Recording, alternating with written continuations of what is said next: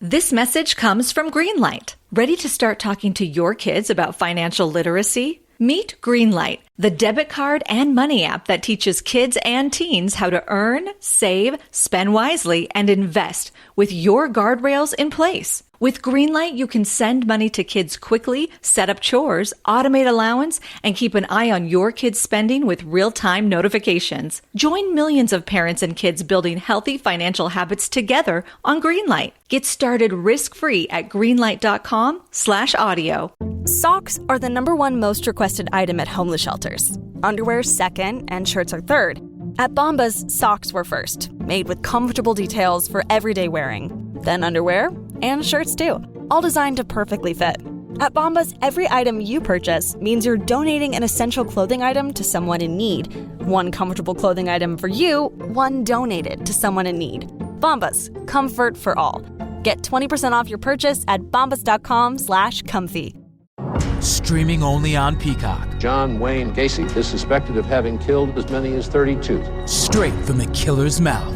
They want you to believe that I alone committed these murders. The new gripping 6-part documentary series that investigates the crimes that shocked the nation. The thing everybody thought they knew wasn't the whole story. John Wayne Gacy, Devil in Disguise. All episodes streaming now. Devil in Disguise. Only on Peacock.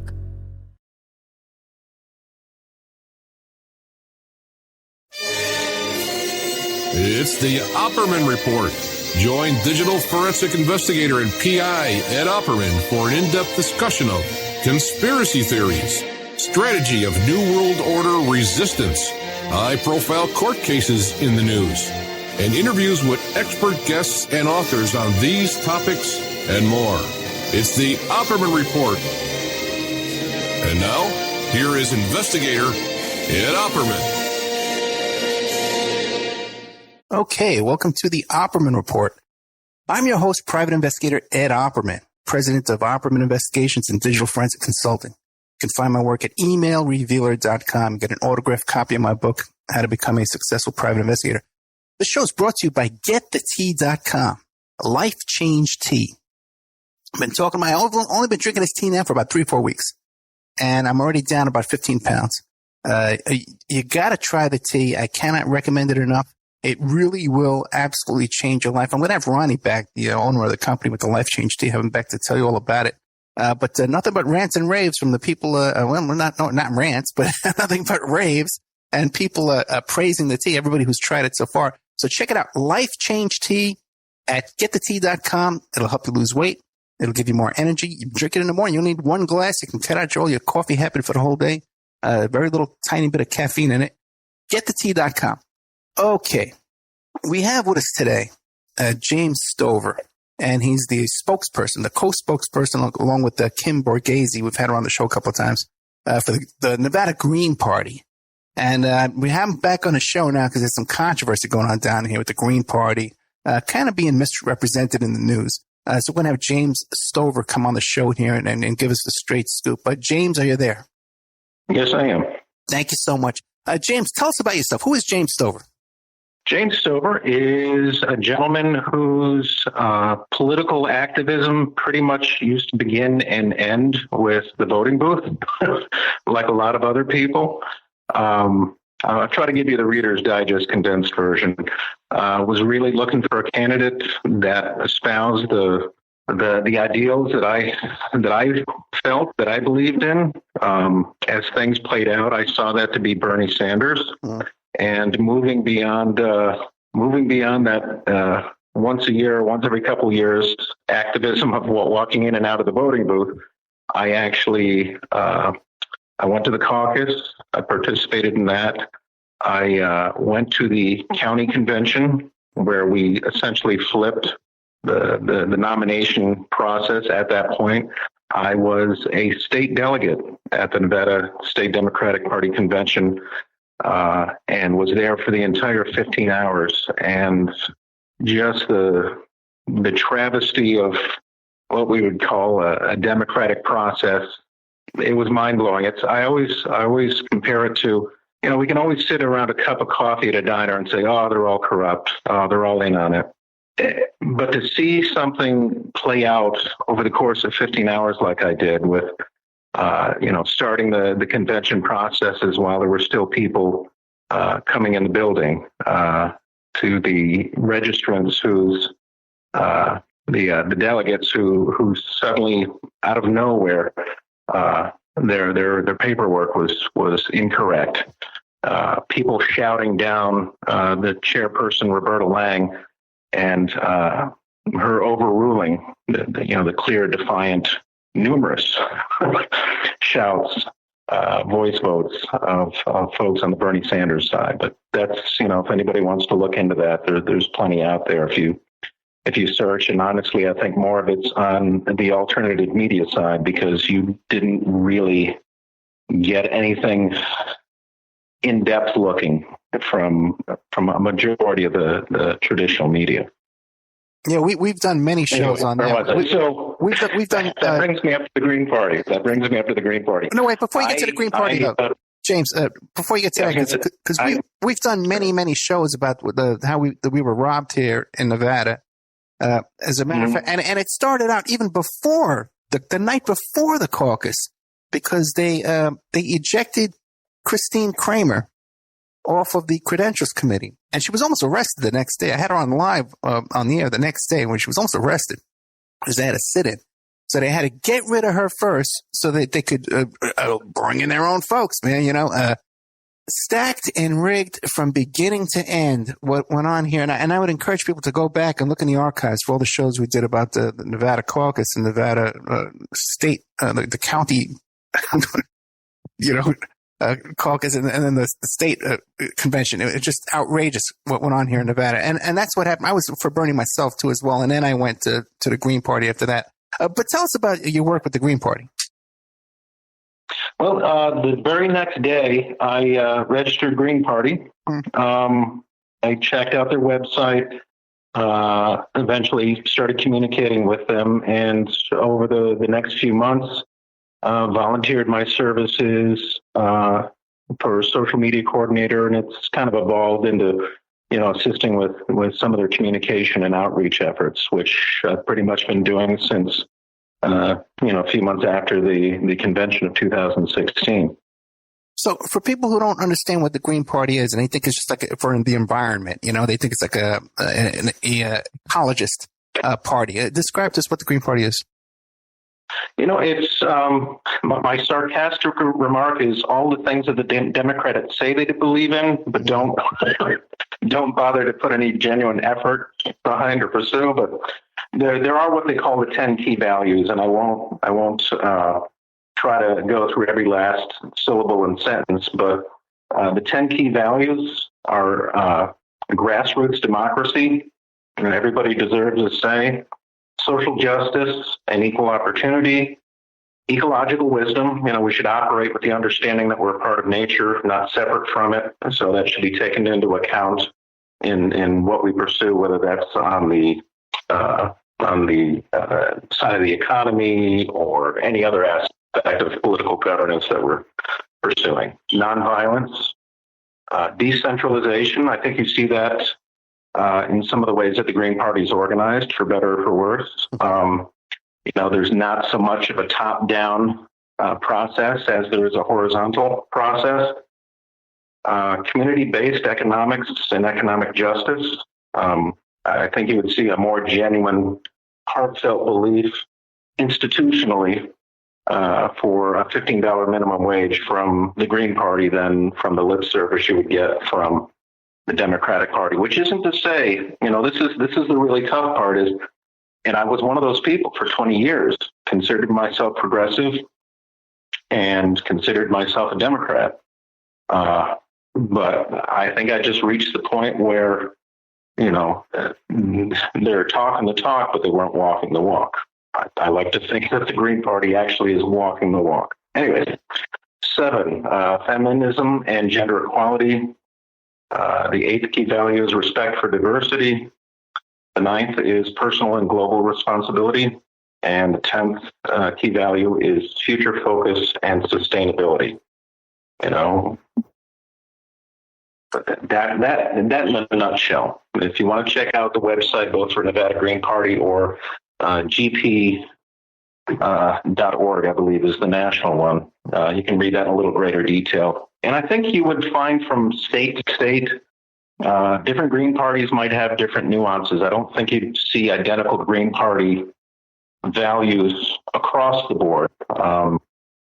And for example, you've got a little more of a libertarian bent. You've got a little more of a Second Amendment consciousness in this part of the country. And I don't see that disappearing from, individuals here and there across the Green Party. So I try not to paint broad brushes, whether you were talking Democrat, Republican, Libertarian, or Green Party.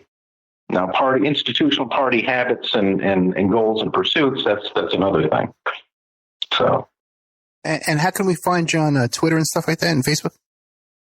Yeah, we if folks want to check us out on Twitter, we're at NV Green Party. On Facebook and Instagram, it's Nevada Green Party. And our own website for the Nevada Green Party is nvgreenparty.org. Now, let me ask you this now, because you were first a Bernie crap. You were for Bernie, right? And what would you do now? And I did the same thing. I was with Bernie first, and then I was so disgusted with the Democratic Party. Although I've never really been a Democrat either. I'm to the left of I'm way to the left. But anyway, I started out as a Reagan youth back in the 80s, so that shows you the path I've followed over 30 years. So. Well, in the 80s, I was an anarchist with the Youth International Party with the Yippies back in New York City. I thought I heard some East Coast. I started in upstate New York in my youth. So I lost my accent a long time ago. Anyway, what do you call it? But anyway, I was for Bernie, and then when we couldn't vote for Bernie, I went for Jill Stein. But then we weren't even allowed to vote for Jill Stein here in Nevada. But my question for you is, when Bernie runs in 2020, are you going to leave the Green Party and go back after Bernie? No. Really? No.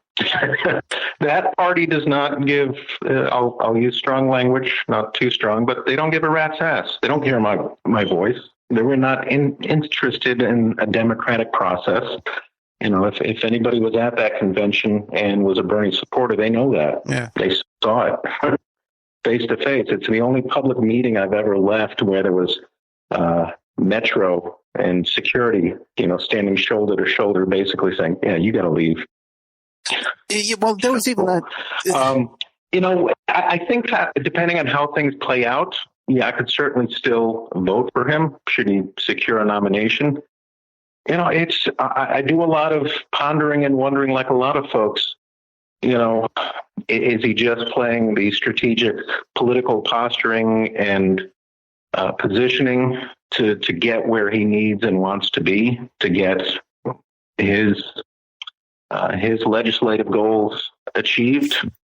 Some of the conspiracy-related folks even say, well, they have something on him, and that's why he folded, and that's why he came out in support of Hillary. So, honestly, I don't know that I know, because it all comes down to, is there a strategic end game behind the scenes that we don't know about, as far as how he's presented himself, what he's said, how he's moved forward from 2016, or do they have something on him?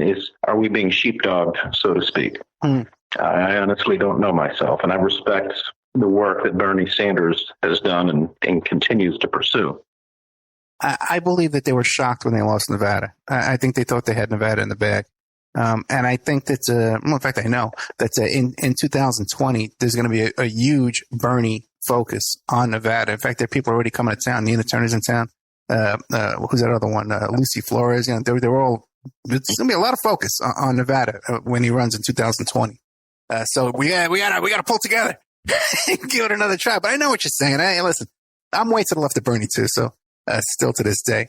Now, you were there at the state convention. Did you get hit by a chair when the chairs were being thrown back and forth and the chairs were flying? And I was there. A chair was picked up. Yeah, I saw. And if you look again at some of the non-traditional media, you would find some of these videos posted online. And, that's really where I think we only had the real story coming out where people, live vlogging and sending out these video streams. Admittedly, some jackass picked up a chair, picked it up. Somebody basically came over and motioned him like, dude, calm the hell down, get it together. He set it down and they basically hugged it out, believe it or not. This person who was basically gently taking him to task and this guy. There were no chairs. The only, as I like to say, the only misconduct involving chairs was Roberta Lang, operating by Roberta's rules of order instead of Robert's rules of order. Yeah. Those were the only chair shenanigans at the convention. Yeah, it really was outrageous, and it was right in your face, too. It's not like anybody left there feeling good. So the thing is, though, that we all wanted to vote for Jill Stein then, but we couldn't. Can you explain why Jill Stein wasn't on the ballot? Well, a lot of it comes down to some of the activities related to the Secretary of State's office.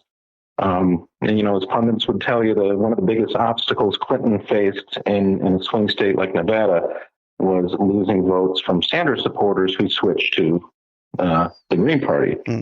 And we were making some inroads. We'd grown registration-wise. We'd grown from under 2,000 registrants in early 2016 to over 3,100 as of July. The end of July 2016. A lot of Sanders supporters exiting the Nevada Democratic Party. To get on the ballot in November of that year, Jill Stein had to get more than 0.05% of the registered Nevada voter base. So basically, as a party with our volunteers, we were able to canvass and acquire a great many signatures. At the same time, and this is where I hear a lot of misreporting, people just not digging deeply enough to get the facts. And these facts and these nuances are very important. A regional ballot. The unstoppable spirit lives inside all of us. For Matt and Lisa Kuhn, it's fueled by family. Working together to make vehicles more useful for their community, they've become leaders in last-mile transportation. That's why First Horizon is proud to celebrate unstoppable spirits like Matt and Lisa. From the first stop to the final destination, we use our understanding to keep our clients headed toward success. Visit firsthorizon.com/unstoppable to learn how unstoppable starts here. Access coordinator working for the Stein campaign, not the Green Party US, not for the Nevada Green Party, hired an Adrian White.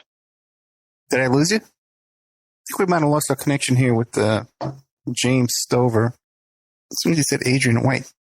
We're good over there. Let's take a check over here. It looks like we lost him. Okay, I'll hang up and call him back. You know what I'll do? I'm going to play the commercial when we get back. But we're here with James Stover, Nevada Green Party spokesman. And we're discussing, because there was just some recent indictments just came out. Yeah, I could hear you the whole time, but you couldn't hear me. No, I couldn't hear a peep out of you. Okay, great. Okay, well, you were saying about how Adrian White was hired to... Yeah, this is where, I've seen a lot of miscommunication by the traditional media. A ballot access coordinator working for the Jill Stein campaign, not the Green Party US, not the Nevada Green Party, hired an Adrian White. And Miss White was operating under the name White Paper Solutions, basically a business filing with the Secretary of State's office. And if you want to do another story, the lax incorporation laws, the Panama Papers, all of that, it's probably another separate pursuit, but this relates directly to that. The signatures gathered, a great many of them were gathered by White Paper Solutions were fake. As things move forward, U.S. District Judge Jennifer Dorsey denied our appeal to accept signatures collected after the deadline. Judge Dorsey, if people researched into it, was an Obama appointee during Senator Harry Reid's tenure. Her law partners contributed $150,000 to the Senate Majority PAC, which was an organization headed by former Reid aides to help him remain majority leader by electing more Democrats. In any case, after all is said and done, Secretary of State refused to recount the signatures. We failed to make the ballot, and suddenly Adrian White and White Paper Solutions disappear. The website listed under the company's filing with the Nevada Secretary of State's office, no longer active.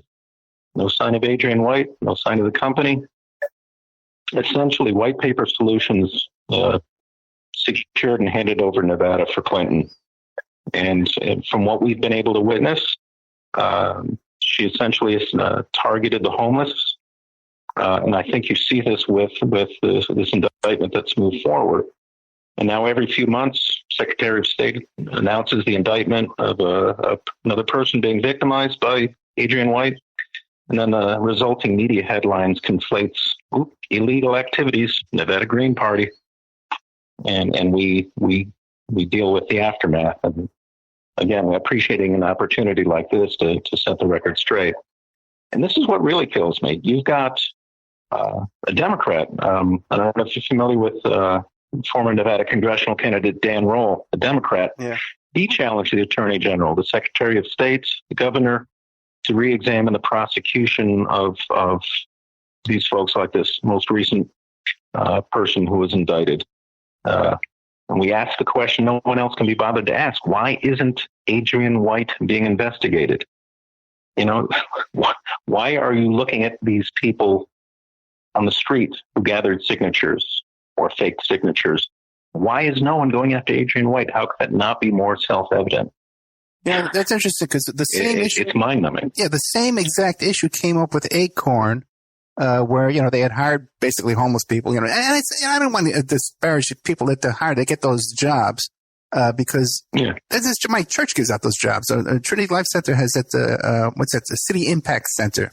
And they give out those census jobs. But these folks are the fall guys. Yeah, they're the ones holding the bag, while the one organizing and orchestrating it walks away, and everyone just shrugs and says, oh, well. Yeah, but that's not in the case of Acorn. In the case of Acorn, they went after the organization. They shut down the organization rather than going after the individuals.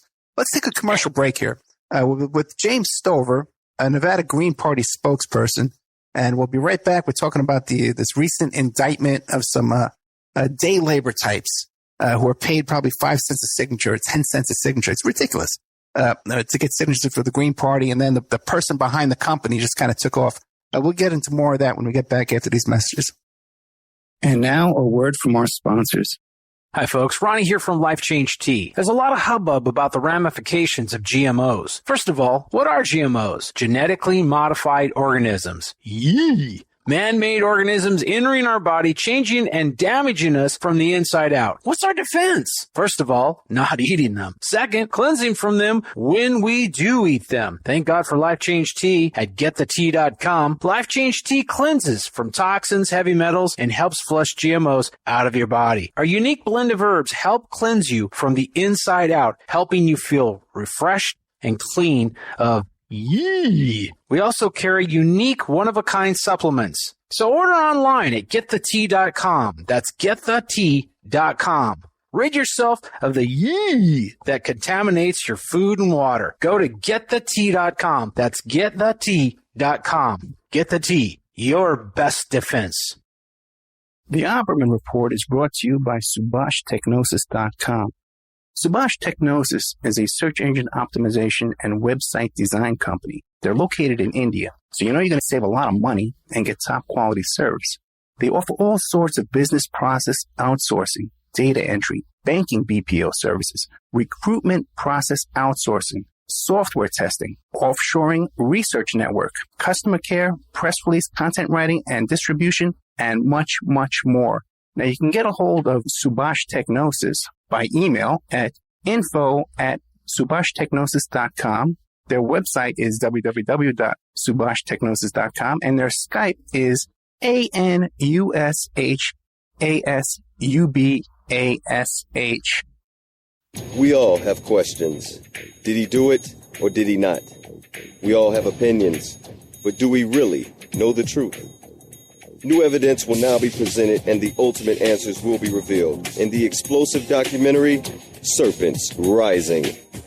Inspired by the bestseller Double Cross for Blood, an independent investigation of the trial of the century, the lies, the myths, and the concealed evidence. Don't miss Serpents Rising.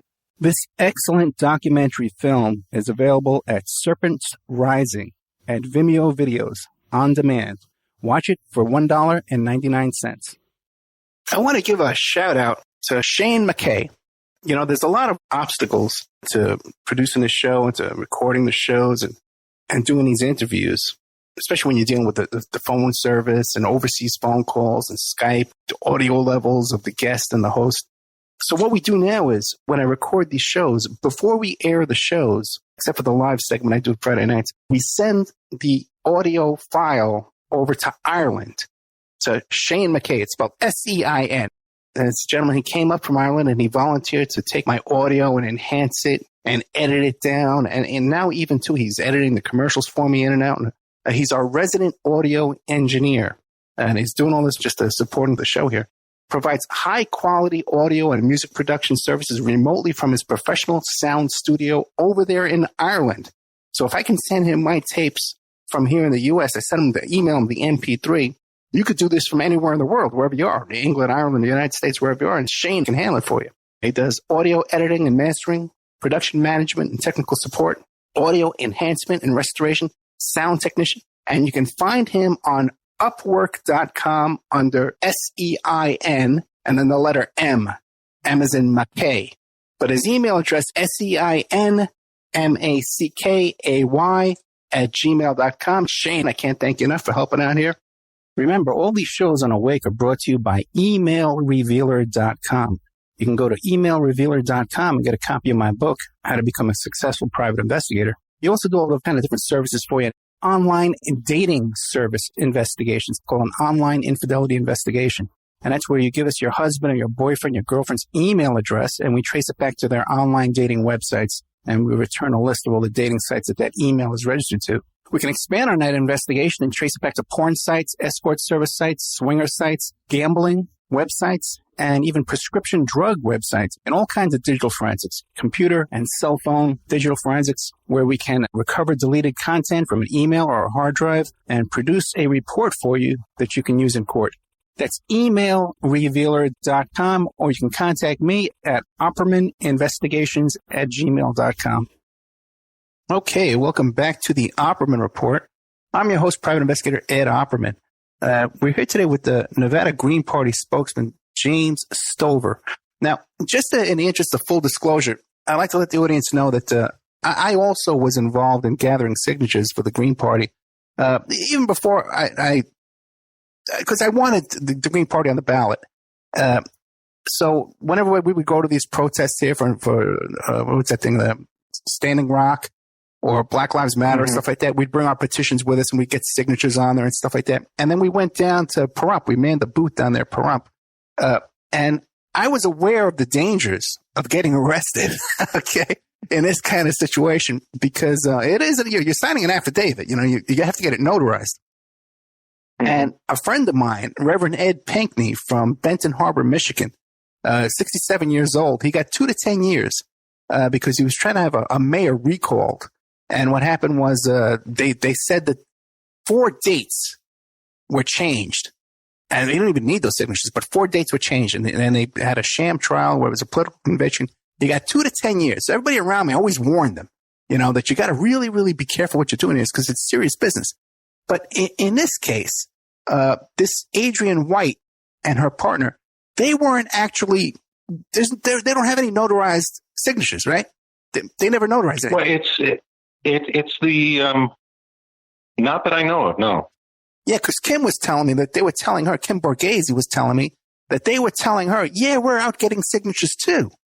But yet none of their papers were submitted under a sworn notary. Which again, it kind of, it leaves the easy targets behind to attract the attention, while those that orchestrate disappear into the night. And I think it ties back again because the lax nature of the business filings with the Secretary of State's office, virtually anyone can set up a shell company. they make revenue off of those business filings.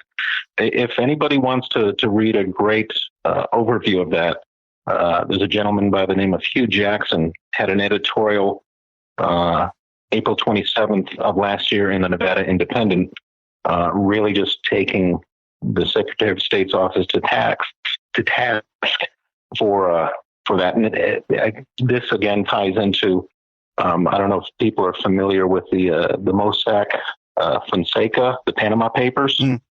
Basically, business filings, offshore accounts, and just this lax overview of business filings, letting people engage in the most nefarious of behaviors. Obviously on the one side, financial, but in this particular case, the sanctity of the election process. And I think that's what really gets in the gut of a lot of people is you hear the Secretary of State's office and others say, well, we want to protect the sanctity of the integrity of the election process. Okay, good. Find out who Adrienne White is. Prosecute her compatriots. Well, let me ask you, what you said that she was hired by the Jill Stein campaign.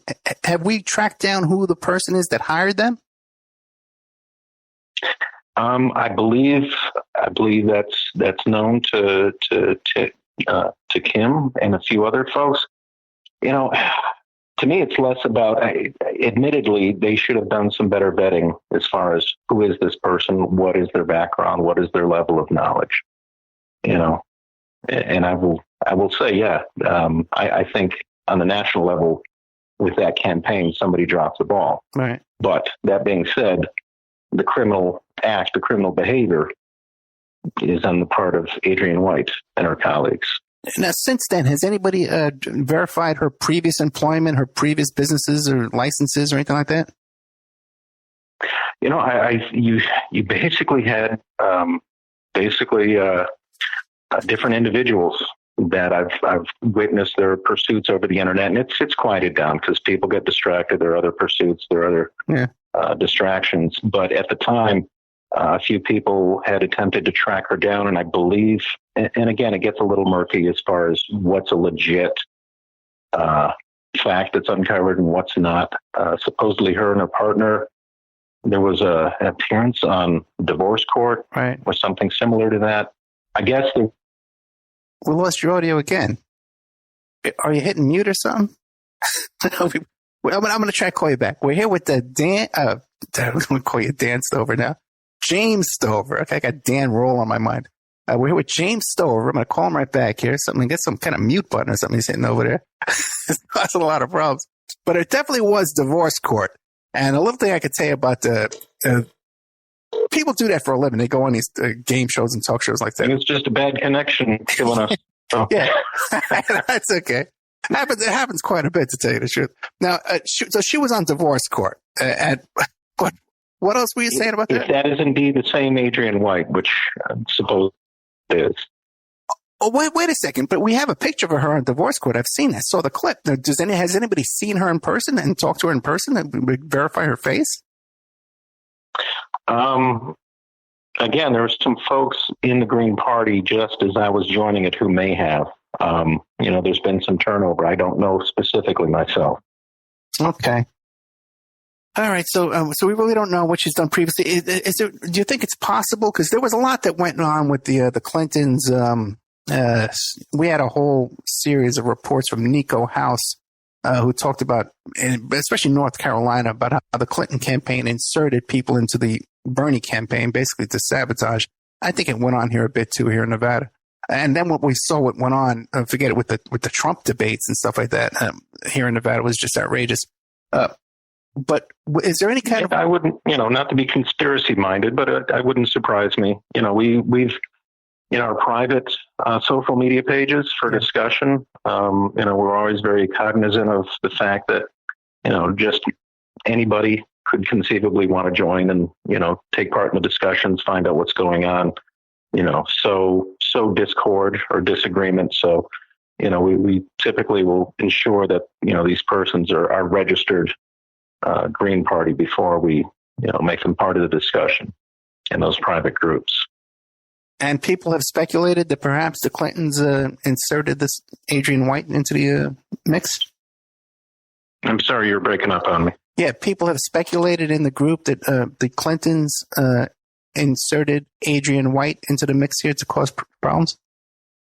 That's been speculation. Again, we're not investigators, right? But those have been able to look into it and have inferred that. So now, just recently, there was a man indicted. I think his name was Patrick Duffy, and I went looking for him. There's a different Patrick Duffy on Facebook. It's a different guy. Okay, so don't bother him. But now, the Patrick Duffy, is anybody helping him out with a legal defense or any kind of support? I think we're losing you again. Let's give it one more try here. I'll hang up and call him back. But we definitely got some kind of audio trouble here going on. And that mute button. I think he's hitting the mute button. Almost makes me miss a landline. James Stover, we're back. Now, what about Patrick Duffy? Is anybody trying to help him out with legal defense or anything? Not to my knowledge. Is anybody in touch with him to talk to him at least? No one from the Nevada Green Party at this point, no. He's facing 13 counts of perjury, which could be some serious time because I know that Reverend Pinckney only faced 4 counts, and he got 2 to 10 years. Now, what about the gentleman before him? Has he been convicted? Has there been a trial? What's going on with that? Do we know? I don't know specifically the status of that. I think we would welcome, anyone who might be listening who could offer that support, financially or legislatively. I would agree we would support that. Okay. Oh, boy. Well, what do you want to leave us with here? What do you think we should take away from this? I'm not a conspiracy-minded person. I don't think there's a legit cigar smoke-filled room, but the system's been corrupted by money.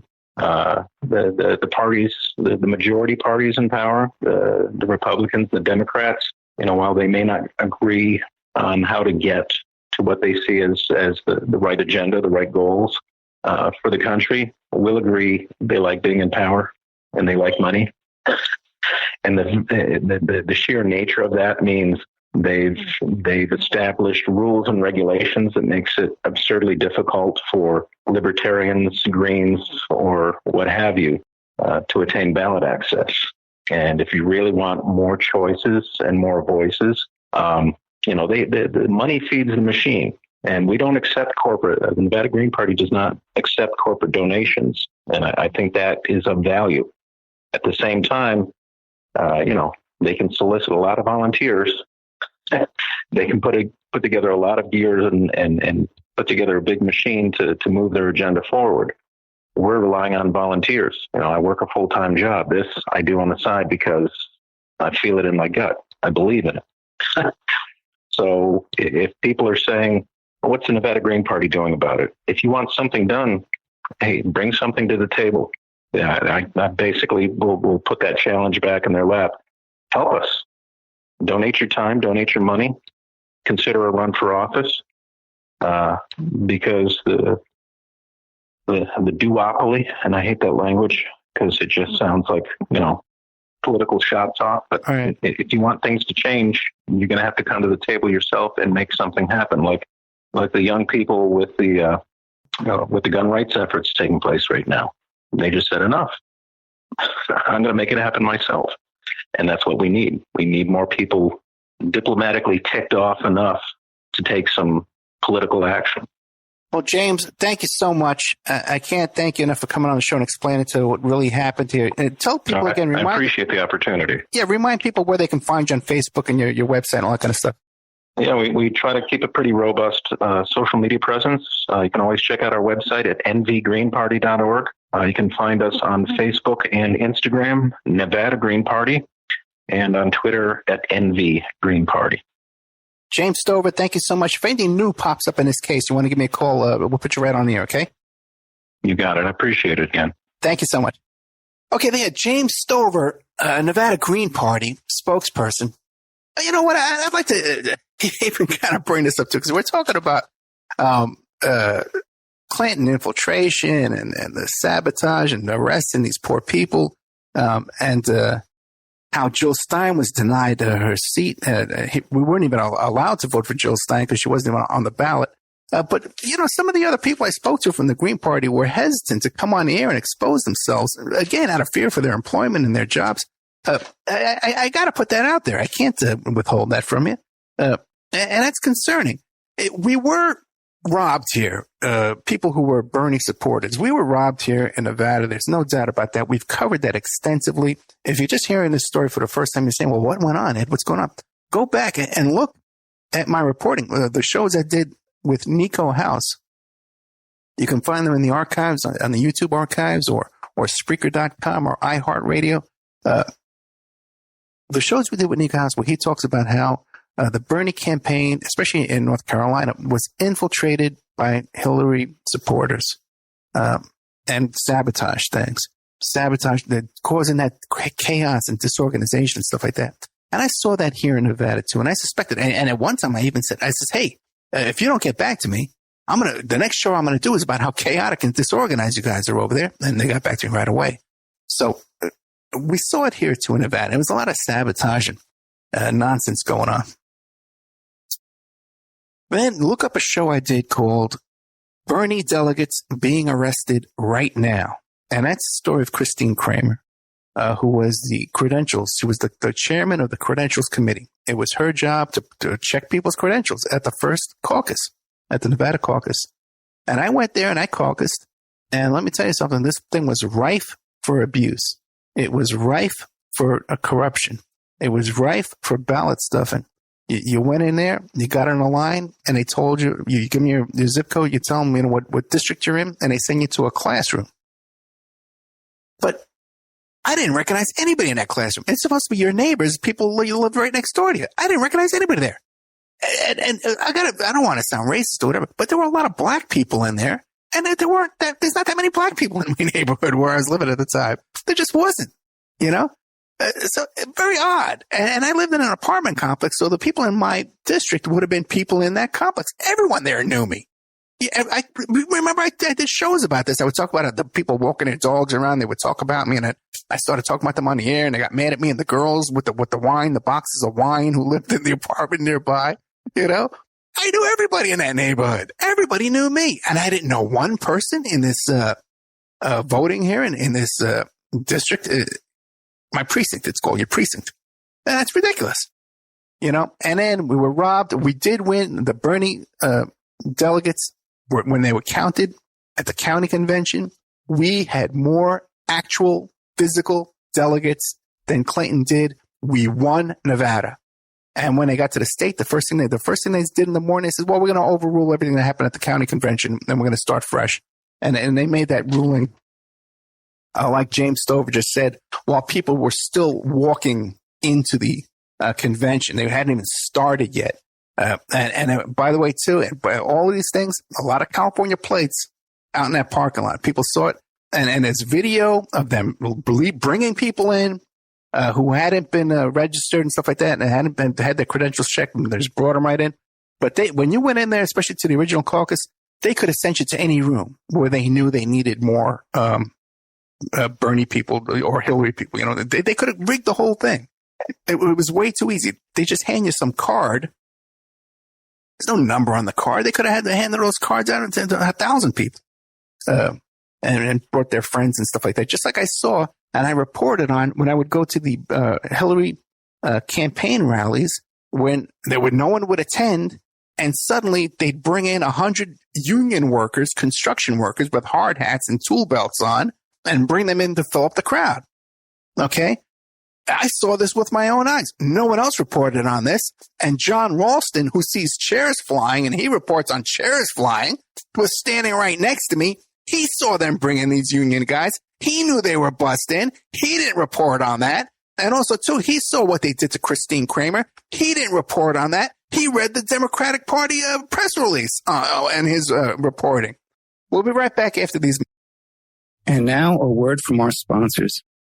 People are waking up. They're standing up to those pushing pesticides and GMOs as safe alternatives for a starving world. What a bunch of crap. I tell you, I'd rather eat dirt. So I drink Life Change Tea. It's an herbal drink, cleansing my body of toxic sludge and nasty chemicals, and of course, ridding the intruders that are hidden in my so-called food. And by the way, Life Change Tea is non-GMO and organic. No fillers, no yuck. Just a great defense against you-know-what. May the supplement force awaken you. Don't fall to the dark side. Sorry. I went to the movies last night. Anyway, enough said. How do you get that herbal drink and change your life? GetTheTea.com. That's GetTheTea.com. You will awaken. You will get stronger, and you might even lose a bit of weight. So awaken to Life Change Tea and the many one-of-a-kind supplements at GetTheTea.com. That's GetTheTea.com. May the supplement force be with you. The Opperman Report is brought to you by SubhashTechnosis.com. Subash Technosis is a search engine optimization and website design company located in India. So you know you're going to save a lot of money and get top quality service to boot.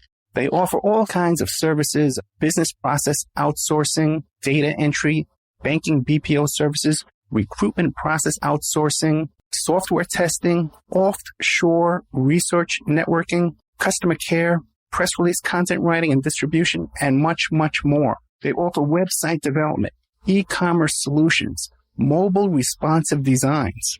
Now, I've personally worked with Subhash for over 10 years. This is the man that puts out my press releases. They've done work on my websites, so I can personally recommend SubhashTechnosis.com.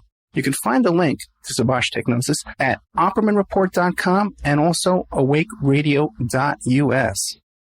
You can have your ad played here at OppermanReport.com every Friday night, 5 p.m., and Saturday night, 5 p.m. to 7 p.m. Pacific Standard Time.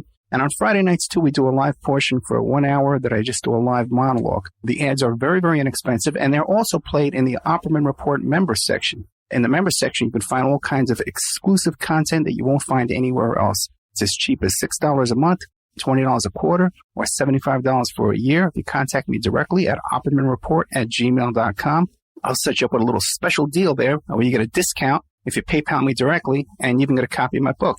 I want to thank William Ramsey, who helps us produce the show and book guests. You can find William Ramsey, who's an excellent author, at William Ramsey Investigates on YouTube. We all have questions. Did he do it or did he not?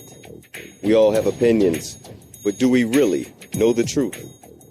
New evidence will now be presented and the ultimate answers will be revealed in the explosive documentary, Serpents Rising. Inspired by the bestseller Double Cross for Blood, an independent investigation of the trial of the century, the lies, the myths, and the concealed evidence. Don't miss Serpents Rising.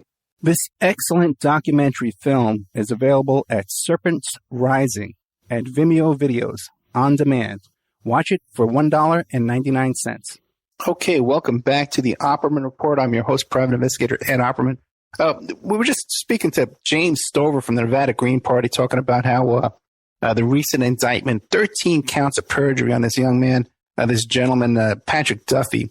They call him like a homeless guy, borderline homeless guy, and pretty much taken advantage of by this company, the White Paper. What's this thing called? White Paper Solutions, who's gotten away scot-free. No one's investigating them. No one's charging them. No one's doing anything. And for submitting false petition signatures to get Jill Stein on the ballot here in Nevada. One thing I'd like to take exception with Mr. Stover is, and when he was complaining about the corporation process of creating corporations and saying, well, this White Paper, Solutions was just a recently created corporation and there was no oversight and check. Well, I really have no problem with that. The ease of creating an LLC or a corporation is to benefit small business and business practices. And I don't even have a problem with this company being a recently created company, a recently created corporation in order to transact business for this purpose. I've been in business my whole life. I've had many, many corporations, probably 15 or 20. I've had several at one time. And you'll have them for different and I'll create one just for a certain business purpose. If me and someone is going to go into business for a certain period of time, I don't want to expose my company. He doesn't want to expose his company. We'll create a third corporation and we'll do business under that corporation for the period of that case or that trial or whatever. So I have no major problem with it. For if you have a project to collect signatures to create a corporation and say, okay, this is going to be our corporation for this project. We'll do something else. But it seems like in this case, the woman's on divorce court and all that kind of nonsense. Who knows what was going on before that? Another thing we had discussed in our interview was about how, again, how the Clintons, the possibility that the Clintons inserted this woman. Hi, I'm Dr. Andreas Michaelitis, Chief Psychologist at Noom. This past year has shown us how important our overall health is, and Noom is here to help. Most weight loss plans fall short because they don't provide lasting results. But at Noom, our psychology-driven approach is designed to help you change your relationship with food. Changing the way you eat starts with your mind, and Noom gives you the tools you need to succeed on your terms. Sign up now and lose the weight for good at Noom.com. That's Noom.com. Mail's here. It's 2 minutes later than yesterday. And because you know it's 6 minutes earlier than the day before, you decided it was time to get back to work. Let's job it up. At CareerBuilder, we're ready to help at every stage of your search. Build a resume, get industry tips and advice, and apply to multiple jobs in just one click. Get started now at CareerBuilder.com. Into the Jill Stein campaign. And if you knew what went on here, and I'll give you an example, you got to go back and listen to my interviews and reporting that I did on what went on here to Donald Trump during the debates. When Trump and Hillary debated here in Nevada, I was part of the anti protest. I was a part of the protest, the real protesters. And we were told, okay, you got to protest in this little bin over here, in this little walled off, this little fenced in segment here, the free speech zone. You're not allowed to bring any water with you or any coolers or any sound systems or any megaphones. This is where you can protest. Just, kind of like whisper to each other in your protest, But yet, at the same time, they had taco trucks. Trump was staying in Trump Tower, okay, over there on Sahara. And they had taco trucks surrounding his building. This was an organized demonstration supported by the DNC and the unions, which were in the DNC pockets. They had taco trucks around the building, and I talked to people. They had a lot of trouble. Trump was staying in that building. One of the debaters is staying in a building, and they allowed his building to be surrounded by taco trucks. They had sound booths and broadcast booths, all of the sound system, stages, all this kind of stuff. They were allowed to do anything they wanted over there at Trump Tower. Now, what happened? He invited some people to be his special guests, right? And one of them was Liddy Denyar. I've had her on the show several times, and she described this incident. And she was the ex-fiancée of Ambassador Stevens that was killed down there in Benghazi, Libya. Pat Smith, I think her name was, one of the mothers of the Benghazi special forces guys that was down there. Also, Barack Obama's brother from Kenya was here. This big, tall guy, he came down. So they had all these special guests that Trump wanted to trope in there and put him in his special seating there, to kind of psych out Hillary. She would see Barack Obama's brother there, from Kenya, his half-brother, I guess it is. But what happened was when they left Trump Tower and they were in a caravan of black SUVs with Trump campaign, Trump Pence signs running aside, they were stopped by the police and they were detained by the local Las Vegas Metro Police Department. And they were detained. They were not allowed to get to the stadium there. I forget what it was, but the stadium there where they were having the debate. And they were telling the cops, well, do you know who we are? Look, we have special invitations. We're guests of Donald Trump. And he goes, yeah, we know who you are. We know who you are. Just wait here. We'll have you delay you. Got to check you out. Then when they got to the stadium, I've gone through that same entrance, okay, with my press pass. You go through there. You throw your bag on a counter and Secret Service scans. You go through a metal detector and boom, you're in. It takes 5 minutes. Hundreds of people are going through there. They stopped them there again. Secret Service stopped them. So there was a lot of local rigging here on behalf of the Hillary campaign that did not take place. It was in the press, and I saw it in the press. By the way, too, we covered a Hillary rally here where she had these union thugs. I think they were the Carpenters Union. We have exclusive pictures of this where they were roaming through the crowd looking for Trump supporters. They found a guy that was wearing one of those T-shirts that says Hillary for prison. They beat the crap out of him, pulled his T-shirt off, and we right in front of all the reporters. No one took pictures of that. We're the only ones who have pictures of that. No one reported on that. So the fix was in here in Nevada for Hillary Clinton first against Bernie Sanders, second against Jill Stein, and then against Donald Trump. Oh, one more thing we had discussed with James Stover was he was saying about how the Green Party's all volunteer. What we found out was that even the people who volunteer for the DNC here in Nevada are paid lobbyists. They're paid by the lobbyists to go in there and volunteer at the DNC. So they're bought. Even the volunteers are bought and paid for. Even the people that were impartial poll watchers there at the caucuses were all wearing Hillary Clinton T-shirts. Hey, so we had a miserable situation here, of what went on here in Nevada. There was no justice here. We were totally disenfranchised.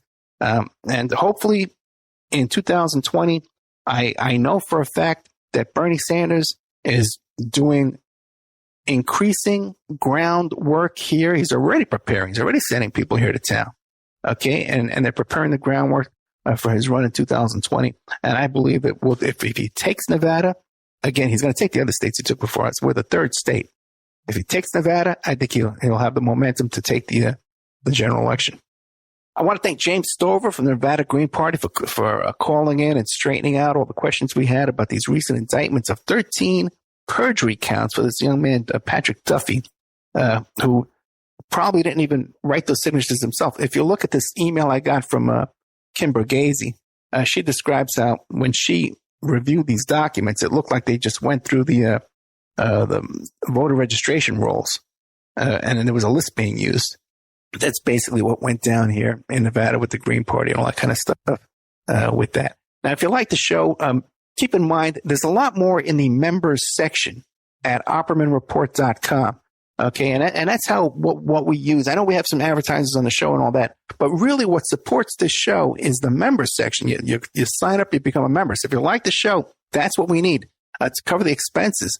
And I got to tell you too, it's getting so tight that we may be losing our Spreaker account this month if we don't either get some donations or some new memberships. You contact me directly at OppermanReport.com, OppermanReport@gmail.com. I'll give you a discount. 13 months for $60. Otherwise, you go to OppermanReport.com. You can get a year for $74. You can get a month for $6.99, 3 months for $19.99, and you could support us that way. But if you want a discount, 13 months, $60. Got a lot of great new content. It just went up there this month. And I'm going to be promoting this one. Let's see if I still have it pulled up here. No, I don't. But the show I did with them, if you're familiar with the Franklin cover-up and Craig Spence and Lawrence King and all that, these call boys that they had in Washington, D.C. back in the 80s.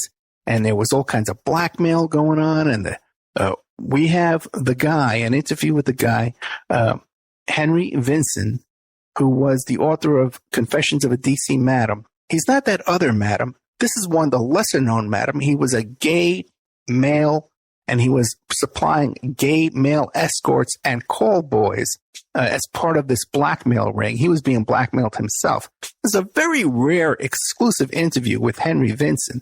He's only done a couple of interviews, and at the time I did this interview, it's the first interview he ever did. It's been in my member section for quite a while, but it doesn't get the kind of attention that I think it deserves, so I'm going to be putting out a promotion on it soon. But that's the kind of stuff that you could find at OppermanReport.com in our member section. There's also all kinds of documents and court filings and stuff.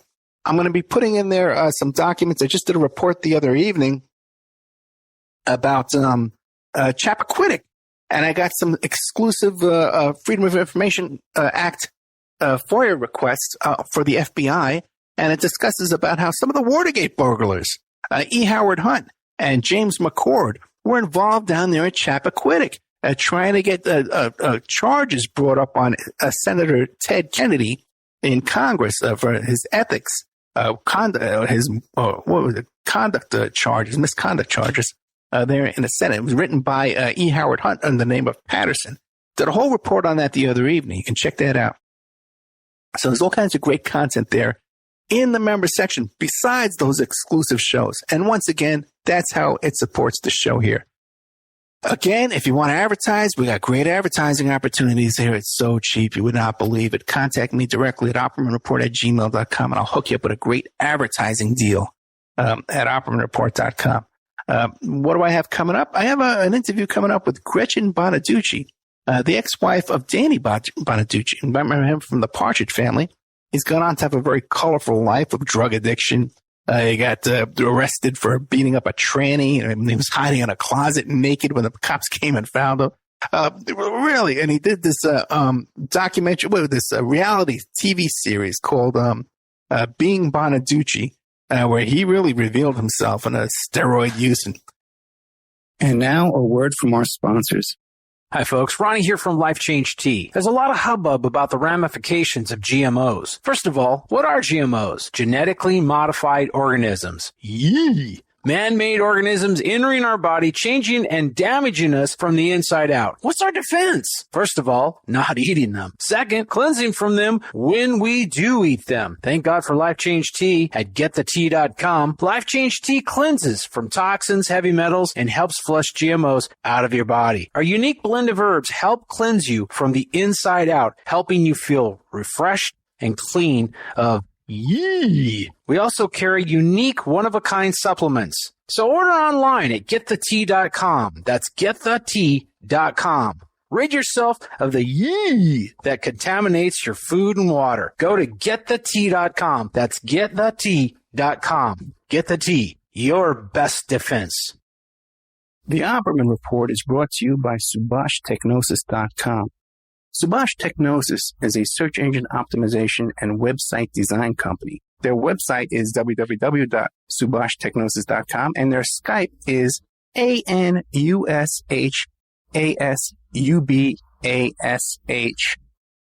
We all have questions. Did he do it or did he not?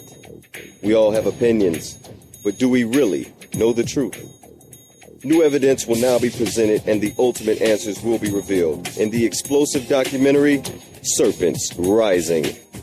Inspired by the bestseller Double Cross for Blood, an independent investigation of the trial of the century, the lies, the myths, and the concealed evidence. Don't miss Serpents Rising. This excellent documentary film is available at Serpents Rising at Vimeo Videos on demand. Watch it for $1.99. Remember, all these shows on Awake are brought to you by emailrevealer.com. You can go to emailrevealer.com and get a copy of my book, How to Become a Successful Private Investigator. You also do all the kind of different services for you. Online dating service investigations called an online infidelity investigation. And that's where you give us your husband or your boyfriend, your girlfriend's email address, and we trace it back to their online dating websites, and we return a list of all the dating sites that email is registered to. We can expand on that investigation and trace it back to porn sites, escort service sites, swinger sites, gambling websites, and even prescription drug websites, and all kinds of digital forensics, computer and cell phone digital forensics, where we can recover deleted content from an email or a hard drive and produce a report for you that you can use in court. That's emailrevealer.com, or you can contact me at oppermaninvestigations@gmail.com. It's the Opperman Report. Join digital forensic investigator and PI Ed Opperman for an in-depth discussion of conspiracy theories, strategy of New World Order resistance, high-profile court cases in the news, and interviews with expert guests and authors on these topics and more. It's the Opperman Report. And now, here is investigator Ed Opperman. Okay, welcome to the Opperman Report. I'm your host, private investigator Ed Opperman, and you can find me at Opperman Investigations and Digital Forensic Consultant. My website is emailrevealer.com. Oh, you can get an autographed copy of my book, How to Become a Successful Private Investigator. And this show is brought to you by getthetea.com. So check out getthetea.com and this Life Change Tea. I've been on it now for about 3 weeks. I'm losing weight. You got a lot of energy in the morning. You don't have to drink coffee anymore. You can save all that money, spend at Starbucks, that big giant corporation, and help support the Opperman Report. And you get the tea. Getthetea.com, Life Change Tea. It'll help you with your digestion, weight loss. It's helping me with my complexion for sure. That's an absolute fact. I haven't had clear skins like this in a long, long time. And that's the only change in my diet, my behavior. So getthetea.com, Life Change Tea. And if you go to getthetea.com, there's all different kinds of supplements and vitamins and all kinds of herbal remedies. So check it out at getthetea.com. Okay. We are here today with Pierce Redmond from Porkins Policy Radio, PorkinsPolicyReview.com, and soon to be Open Minds Foundation. He's going to be doing a once a month podcast on Open Minds Foundation. Pierce, are you there? Yes, I am. It's good to be talking to you again. Yeah, right. It's always great to have you back, Pierce. Thank you so much. Tell us about what's going on with this Open Minds. Right. So I think probably many of your listeners will be a little bit familiar with it because, of course, you play all my shows. But I've done several episodes with my friend John Atack, who is a writer. He's written several novels, but he's also written he wrote one of the two most famous and most important books about Scientology and L. Ron Hubbard. The first book would be Barefaced Messiah by Russell L. Miller, which John actually worked on.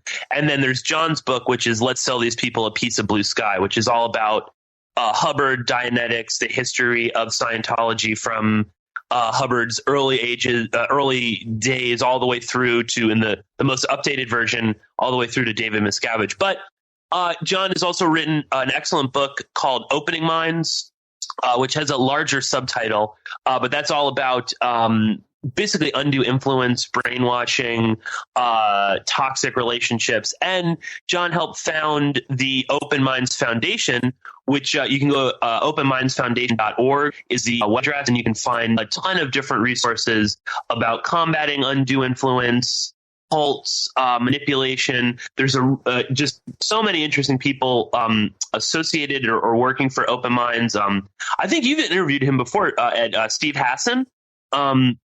I think you've had him on your show. He was a former Mooney member. He's written his own books, The Bite Model. He's one of the people, Philip Zimbardo from the Stanford Prison Research. He's on I believe it's on the advisory board at Open Minds. Masood Banistar, who's a member of the MEK. All sorts of really interesting people associated with Open Minds. And anyway, John Atack and I are going to be doing a monthly podcast series. I believe we're the name of the pod. We haven't ironed everything out, but it'll probably be Open Minds on Air will be the name of the podcast series. I'll have a little bit more, and the first episode will be coming out sometime in mid-April, and we'll be doing it monthly. Hopefully, maybe we'll expand that and be doing it more. But there's just a wealth of interesting people that work at Open Minds talking about cults, undue influence, toxic relationships, be they with your boyfriend or your girlfriend or a coworker, or the way that the media and advertising manipulates us. And Open Minds is very much about building up defense mechanisms to coercive relationships and things like that. Really excited to be up of the Open team. Really excited our first episode, which will probably be sometime in mid-April. I gotta check this bullshit. I gotta check this thing. Right. My God, I take my phone up the whole 1 hour to do a live show last night. I never get the answer. The phone up. Okay, my apologies. Okay. Now I invited you back on the show because of what was it? We were talking about we were on there together with someone talking about something, and this guy George Nader came up, right? Yeah, I think maybe it was with Chuck. On Chuck Excelio. Anyway, so George Nader is someone that popped up in the news earlier this month. There was there's sort of a big hubbub sort of or the first week in March about George Nader, because it came to light that Nader was in fact a cooperating witness in Mueller's probe. And George Nader is someone some you might be kind of familiar with. He's a well-known sort of fixer.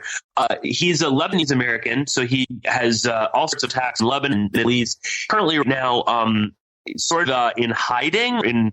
He's sort of escaped or fled to the United Arab Emirates, and he's being granted protection under, I think it's Zayed, who's the crown prince of Abu Dhabi and I believe the UAE. We can get to that a little bit later.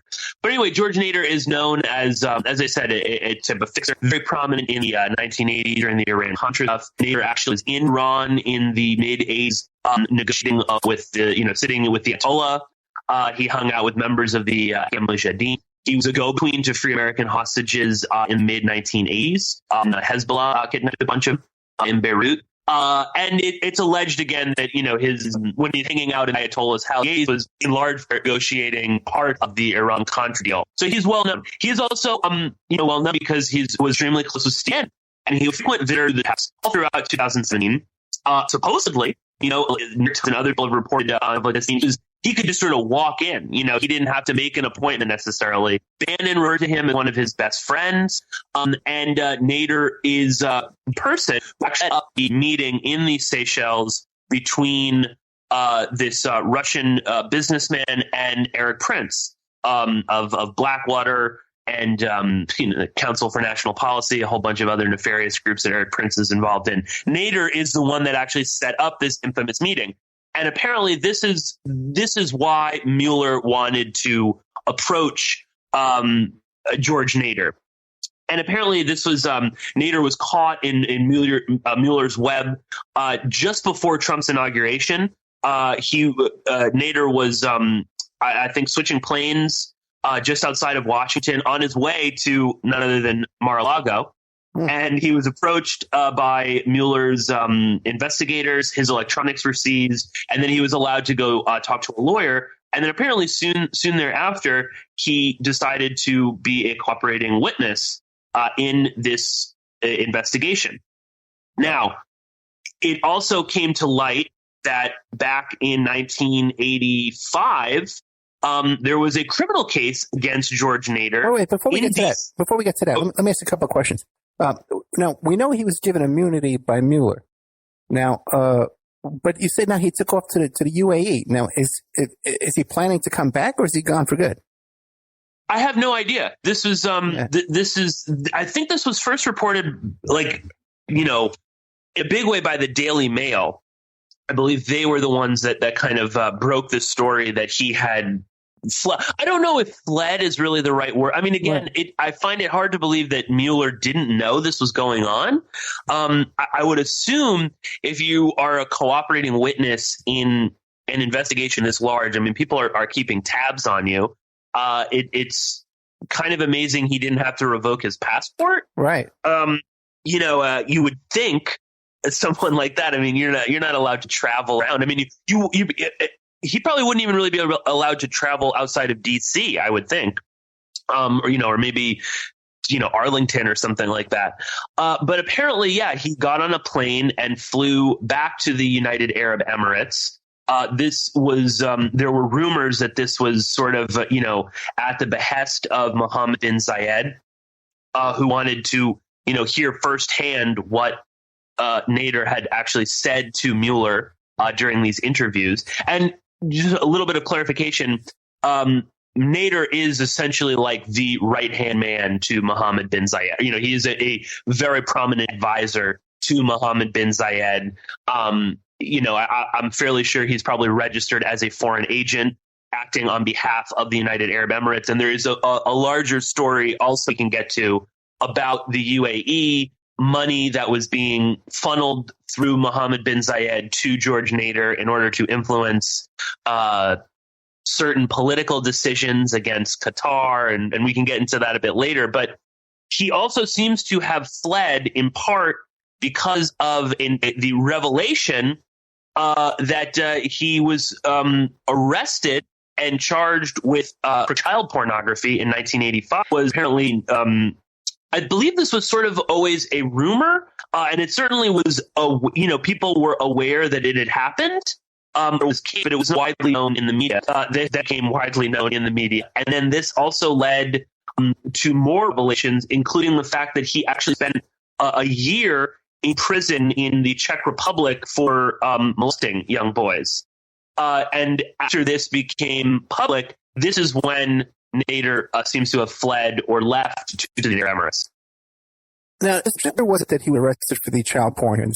Let me just, he was arrested in 1985 on child pornography charges. Right. And I'll provide you with some links that you want to, for the listeners. But, there is the Intercept, at least I know they're not probably most people's favorite outlet. But they do have the doc sheets, about 9 pages that you can check out on this case. And I believe Nader was convicted of he was buying from Holland to his house in D.C. where he was interested. And later, he was never convicted. Trial. I believe it was sort of like technicality type of a thing that he was able to search. It was dropped on a bad search. Yeah.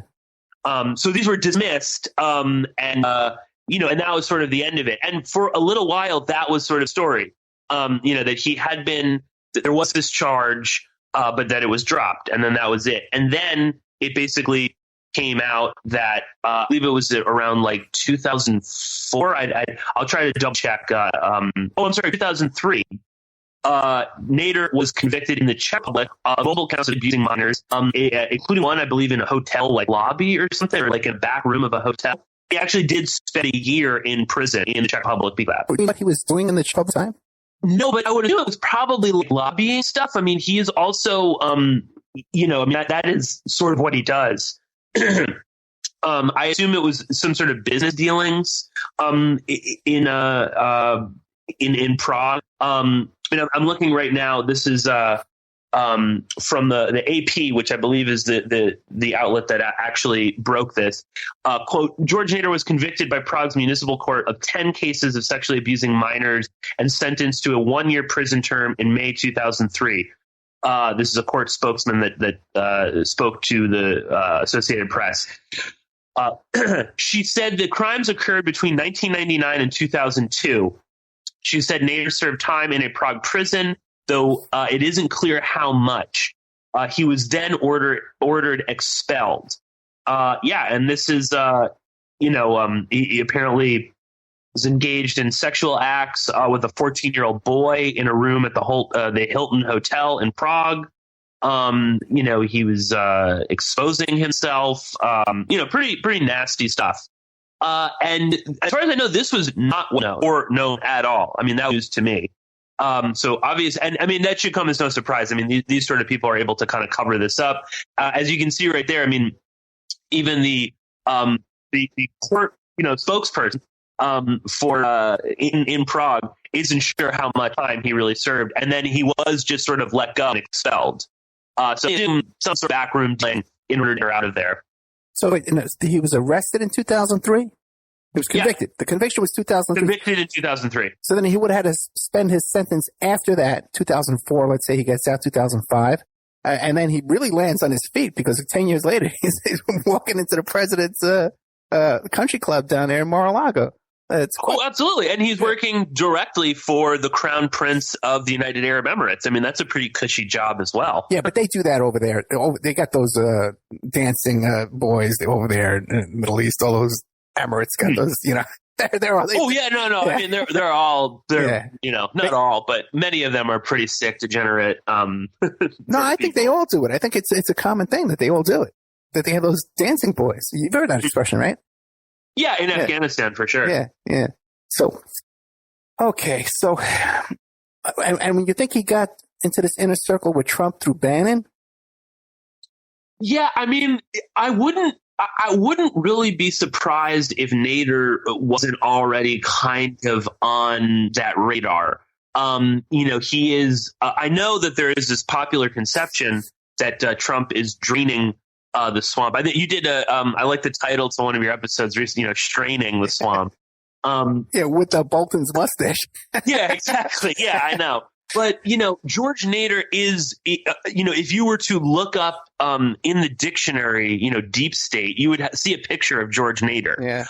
This guy is, totally kind of clued into that kind of, and again, I feel like the term deep state is like lost almost all meaning.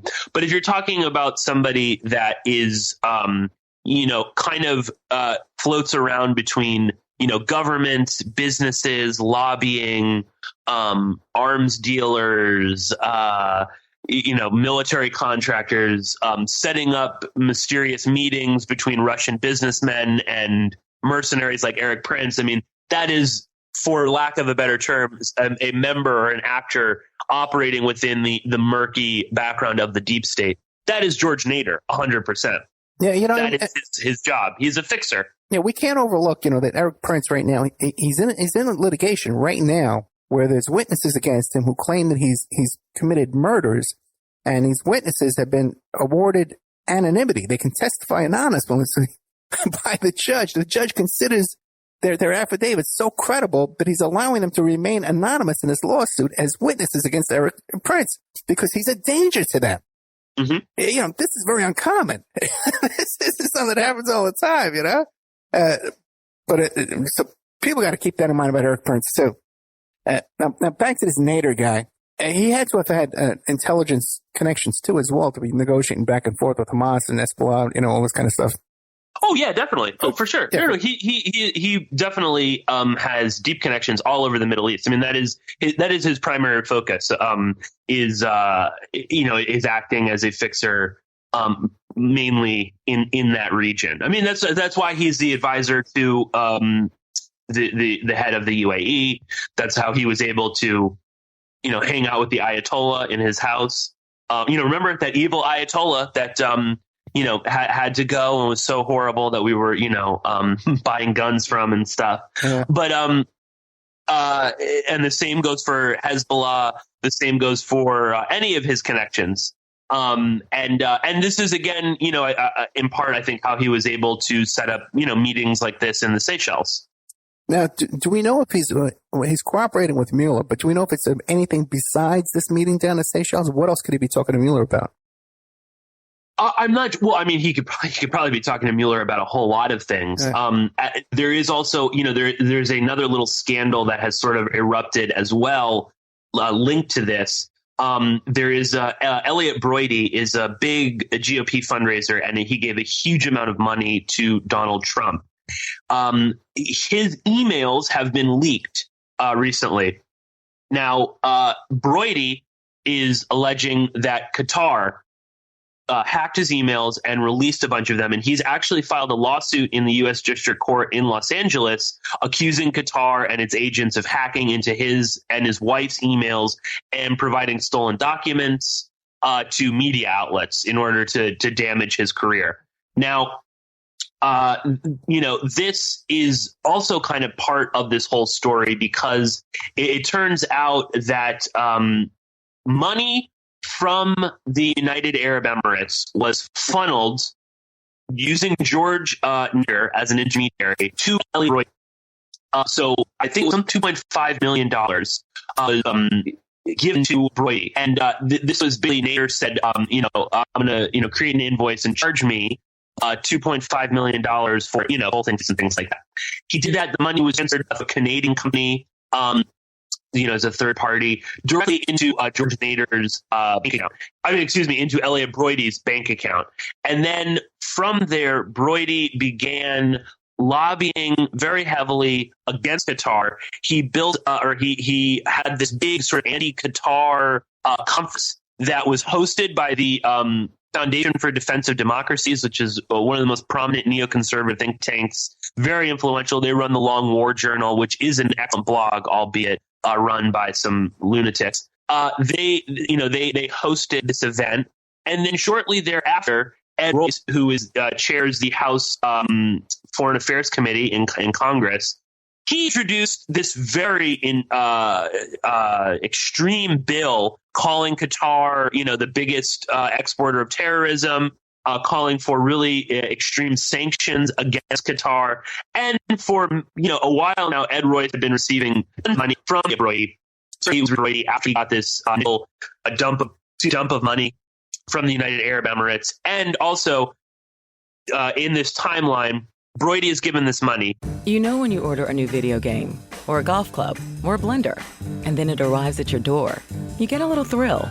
Imagine how much more thrilling it is when you order a new car. With Nissan at Home, you can shop for the perfect ride and order it without ever having to go anywhere. Sure beats a golf club or a blender. Buy a new car entirely online with Nissan at Home. Delivered direct from dealer to driveway. Thrill starts here. Services may vary at participating dealers, subject to applicable law. See dealer for details. Streaming only on Peacock. John Wayne Gacy is suspected of having killed as many as 32. Straight from the killer's mouth. They want you to believe that I alone committed these murders. The new gripping 6-part documentary series that investigates the crimes that shocked the nation. The thing everybody thought they knew wasn't the whole story. John Wayne Gacy, Devil in Disguise. All episodes streaming now. Devil in disguise. Only on Peacock. Brody puts on this conference. Brody starts lobbying other members of Congress to go after Qatar. And then immediately following that, the United Arab Emirates and Saudi Arabia actually declare their blockade of Qatar, stopping food from coming in, isolating them, economic sanctions against various leaders of Qatar. So this is all kind of timed together. Now, Nader is definitely clued into this. This also kind of fits in the general timeline of, the Qatari government was going to help bail out Kushner and some of his real estate deals. There's a big building like 666 Fifth Avenue or 6th Avenue. I can't remember where it is. It's Fifth Avenue. Fifth Avenue, right. Qatar was originally going to help Kushner, be solvent there. He was up to his debt. Qatar eventually backed out, and Kushner being chilled, got very super to kind of help to push for more sanctions for Qatar. That's the bailing belief Washington. And so keep in mind, Nader was attended a very important meeting this is December 2016 in Trump Tower. Nader was there. So was Steve Bannon. So was Jared Kushner and Mohammed bin Zayed, the Crown Prince of Abu Dhabi and the de facto leader of the United Arab Emirates. So conceivably, Nader could also have information about this. I mean, now I don't know. I don't know if Mueller wants to kind of go down that road, because that again also opens up. There's lots of questions. I mean, this is nothing totally new in the world of shady DC politics, a foreign country giving money through an intermediary and, that goes to a big fundraiser who starts doling the money out, to influence politics and geopolitics around the world. I don't know if Mueller wants to kind of open up that can of worms, because that's going to get a lot of people in trouble, but that is certainly something that's going on right now. Yeah, the only thing new about it is there's someone actually investigating it. Yeah, exactly. The only thing new about it is that that the media is sort of widely reporting on it. Yeah. Again, because everybody hates Trump. Yeah, we got to take a break, though. We got to take a commercial break. We're here with Pierce Redmond from Porkins Policy Radio and PorkinsPolicyReview.com. And also, too, he's going to be starting on Open Minds Foundation. A once-a-month blog coming up. So we'll be right back with more Pierce Redmond after these messages. And now a word from our sponsors. People are waking up. They're standing up to those pushing pesticides and GMOs as safe alternatives for a starving world. What a bunch of crap. I tell you, I'd rather eat dirt. So I drink Life Change Tea. It's an herbal drink, cleansing my body of toxic sludge and nasty chemicals, and of course, ridding the intruders that are hidden in my so-called food. And by the way, Life Change Tea is non-GMO and organic. No fillers, no yuck. Just a great defense against you-know-what. May the supplement force awaken you. Don't fall to the dark side. Sorry. I went to the movies last night. Anyway, enough said. How do you get that herbal drink and change your life? GetTheTea.com. That's GetTheTea.com. You will awaken. You will get stronger, and you might even lose a bit of weight. So awaken to Life Change Tea and the many one-of-a-kind supplements at GetTheTea.com. That's GetTheTea.com. May the supplement force be with you. The Opperman Report is brought to you by SubhashTechnosis.com. Subhash Technosis is a search engine optimization and website design company located in India. So you're going to save a lot of money and get top quality service to boot. They offer all kinds of services, business process outsourcing, data entry, banking BPO services, recruitment process outsourcing, software testing, offshore research networking, customer care, press release content writing and distribution, and much, much more. They offer website development, e-commerce solutions, mobile responsive designs. Now, I've personally worked with Subhash for over 10 years, This is the man that puts out my press releases. They've done work on my websites, so I can personally recommend SubhashTechnosis.com. You can find a link to Subash Technosis at OppermanReport.com and also awakeradio.us. We all have questions. Did he do it or did he not? We all have opinions, but do we really know the truth? New evidence will now be presented and the ultimate answers will be revealed in the explosive documentary, Serpents Rising. Inspired by the bestseller Double Cross for Blood, an independent investigation of the trial of the century, the lies, the myths, and the concealed evidence. Don't miss Serpents Rising. This excellent documentary film is available at Serpents Rising at Vimeo Videos on demand. Watch it for $1.99. I want to give a shout out to Shane McKay. You know, there's a lot of obstacles to producing the show and to recording the shows and doing these interviews, especially when you're dealing with the phone service and overseas phone calls and Skype, the audio levels of the guest and the host. So what we do now is when I record these shows, before we air the shows, except for the live segment I do Friday nights, we send the audio file over to Ireland, to Shane McKay. It's spelled S-E-I-N. This gentleman, he came up from Ireland and he volunteered to take my audio and enhance it and edit it down. And now even too, he's editing the commercials for me in and out. And he's our resident audio engineer. And he's doing all this just to supporting the show here. Provides high quality audio and music production services remotely from his professional sound studio over there in Ireland. So if I can send him my tapes from here in the U.S., I send him the email him the MP3. You could do this from anywhere in the world, wherever you are, England, Ireland, the United States, wherever you are, and Shane can handle it for you. He does audio editing and mastering, production management and technical support, audio enhancement and restoration, sound technician, and you can find him on Upwork.com under S-E-I-N and then the letter M. M as in McKay. But his email address, SEINMACKAY@gmail.com. Shane, I can't thank you enough for helping out here. And all you do for us. He's an Irish lad up there in Ireland. We don't hold that against him, though. A lot of good folks up there now. Let's see what we're doing here on time. You can have your ad played here at OppermanReport.com every Friday night, 5 p.m., and Saturday night, 5 p.m. to 7 p.m. Pacific Standard Time. And on Friday nights, too, we do a live portion for 1 hour that I just do a live monologue. The ads are very, very inexpensive, and they're also played in the Opperman Report member section. In the member section, you can find all kinds of exclusive content that you won't find anywhere else. It's as cheap as $6 a month, $20 a quarter, or $75 for a year. If you contact me directly at oppermanreport@gmail.com, I'll set you up with a little special deal there where you get a discount if you PayPal me directly, and you even get a copy of my book. I want to thank William Ramsey, who helps us produce the show and book guests. You can find William Ramsey, who's an excellent author, at William Ramsey Investigates on YouTube. Okay, welcome back to the Opperman Report. I'm your host, Private Investigator Ed Opperman. We're here with Pierce Redmond from Porkins Policy Review and Porkins Policy Radio. You can hear him Friday nights, 8 p.m. on American... anyway, on all the stations, People's Internet Radio, PIR, Awake Radio. And then he's on Tuesdays. You can catch him live on American Freedom Radio. Yeah. Wait, actually, Ed, am I on at 8 o'clock on Awake? Yeah. Really? I've been telling people 10 to 12. Oh, well, let me think. No, I'm over at 7 to 8. Well, my time, you know. Okay. Yeah. Right. So I think that is actually 10 to about 11 o'clock my time. Yeah. Okay. All right. Okay. Now, you mentioned the 666 Fifth Avenue. So have you ever been to that building? You know, they have this exhibit in there, this attraction, where they have the whole city of New York miniaturized.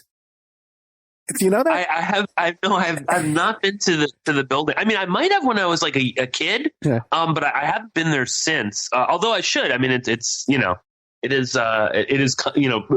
prominentely featured in all of these scandals. When you live in New York, you never go anywhere, though. You know, you never go. No, I know exactly. Yeah. You never go to these places. But it is fascinating. They have this attraction in there where you go through there, and the whole city of New York is miniaturized, and you can It's really elaborate. There's a link online. You can check it out.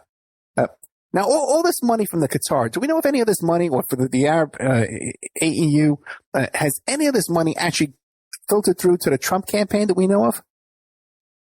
Well, I don't know. I mean, I wouldn't be surprised. I don't think my general sense is that the money was not meant to actually kind of filter into, let's say, Donald Trump's pocket directly. And let me just, I'll be kind of clear, or a little bit clearer about this, because I know it can be a little confusing. April 2nd, 2017, Nader told Brody to invoice his Dubai-based company $2.5 million. Okay. And this was, going to be for whatever consultancy fees, marketing and advisory service. They come up with whatever kind of silly thing. Roger Stone, very, very famous for doing these sorts of things in order to get money. Then the same day, Brady attached an invoice for that amount to Zeman Invest Limited, which is a Canadian company, which is directed by a friend of Brady's. This then forwarded his account in Los Angeles, Zeman Limited. And then basically Brady kind of went on this sort of like spending spree with the money. So he, I believe he gave some of this money went towards, lobbying various people in Washington against Qatar. He might have even made some of that money might have, or it's not clear exactly where the money, but certainly, I mean, he was giving money to Ed Royce, head of the House Foreign Affairs Committee. And a lot of this money also went to this conference on Qatar's ties to the Muslim Brotherhood and basically, portraying Qatar as a state sponsor of terrorism. And Royce appeared at this conference shortly after going after Qatar. As I said, the Foundations of Democracies, they hosted this conference, which might have actually been breaking their own rules, because FDD claims that they never, as part of the policy, taken from foreign governments. Well, that doesn't really seem to be the case. Now, I don't think any of the money, like I said, went direct to Donald Trump, but me helped crafted this narrative Qatar is evil. It gave them a room so that when the UAE and Saudi Arabia launched travel and trade restrictions against Qatar, 2 weeks after it's introduced his sanctions legislation, which again came just after he was at this conference, funded by the UAE essentially. So I don't think this money went there. My sense is that sort of a you scratch my back, I'll scratch your back. I'm sure the UAE now sees that, well, Donald Trump is in their pocket or is willing to play along with this. We will offer him whatever he wants down the road. That's how I see. This is classic sort of like influence peddling. This is allowed to kind of go on, and now suddenly Qatar is the bad guy. The UAE, they want that, and the UAE is certainly trying to become a bigger player regionally in the Middle East, along with Saudi Arabia. Again, that's why the UAE are trying to build up their own sort of clandestine army that is being funded by the UAE and is supposedly headed by Arab Prince. So they are trying to kind of prop themselves up. But my sense is that this is just sort of eventually this will lead to Donald Trump being enriched at some point. No, maybe the UAE is going to allow 666 Fifth. Again, is this is maybe nothing more than just simple revenge? Trump and Kushner are in Qatar for not helping his idiot son-in-law. So the UAE kind of pushed this along, and now Qatar is very isolated around the world. So I don't know. I think there's any of this money went there. But I think it's really how they work about, okay, you helped us do this, and help you later on. Not to that just in what you have a foreign government authorizing a convicted pedophile to wire money to a major donor of Donald Trump's and the GOP in order to put on a big conference, congressmen and senators and influence peddlers in Washington, D.C. to isolate a foreign country because we don't like them. And I know I keep kind of jumping back to this, but, because they upset Donald Trump's idiot son-in-law. And there's obviously more reasons as well. But that is pretty crazy. It's interesting that the media is totally silent on the child porn and the other than the intercept. Like you said, they're totally silent on this. Even now when they mention Nader, occasionally they just mention these cooperating mule. They don't mention anything about a child porn arrest, and mention it in the Czechoslovakia. That's it. Yeah. I mean, it's basically, like I said, they're separate reported on it. The AP, to their credit, I know they're as mainstream and as you can get. They all, are help from the story. He was in fact arrested a sentence for child molestation in the Czech Republic. So, but yeah, and also you have the sort of Trump fanatics, the QAnon, anti-pedo crowd. That doesn't really seem to understand how, what this is. You see some of them saying, basically ignoring it, like it's not happening or it's okay. He was just close to this despicable human being, Nader, in order to later, get the rest of the pedos. You know what I mean? Like that, this sort of like, oh, well, he only hired all these Goldman Sachs executives because he has to crush the deep, keep your enemies closer, this sort of nonsense. Then there are, people like Mike Cernovich and others who just, they don't understand how could this happen?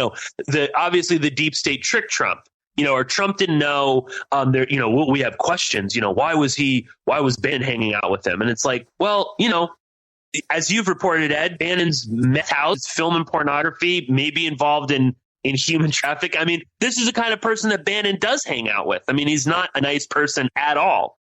So I don't think Bannon has any qualms about hanging out with George Nader. And if someone would know about Nader's past, it would be someone like a Sanders. For whatever you want to say, I mean, he is a clever person. I think he is fairly into this sort of shadowy world of fixers and things like that. So, I mean, I think if anything, there's just more indication that, this sort of myth around Trump as some sort of defender of children and going after these despicable people is completely false. Roseanne Barr, tweeted about, Trump is locked all pedos. Listen, but moronic celebrity, go for it. But we've been down this route, particularly multiple times with Roseanne Barr, who is a lunatic. So if you want to trust her and QAnon, go for it. But I think the actual evidence points somewhere else. I put out on Twitter when the Nader story broke. I mean, this is yet another instance of Donald Trump, or at least people close to Donald Trump, hanging out with pedophiles. And not even hanging out with them. I mean, Nader is helping craft policy, or he's shaping policy. What were him, Bannon, talking in all these meetings? What was Nader doing at meetings at Trump Tower? What was he doing flying to Mar-a-Lago before Mueller intercepted?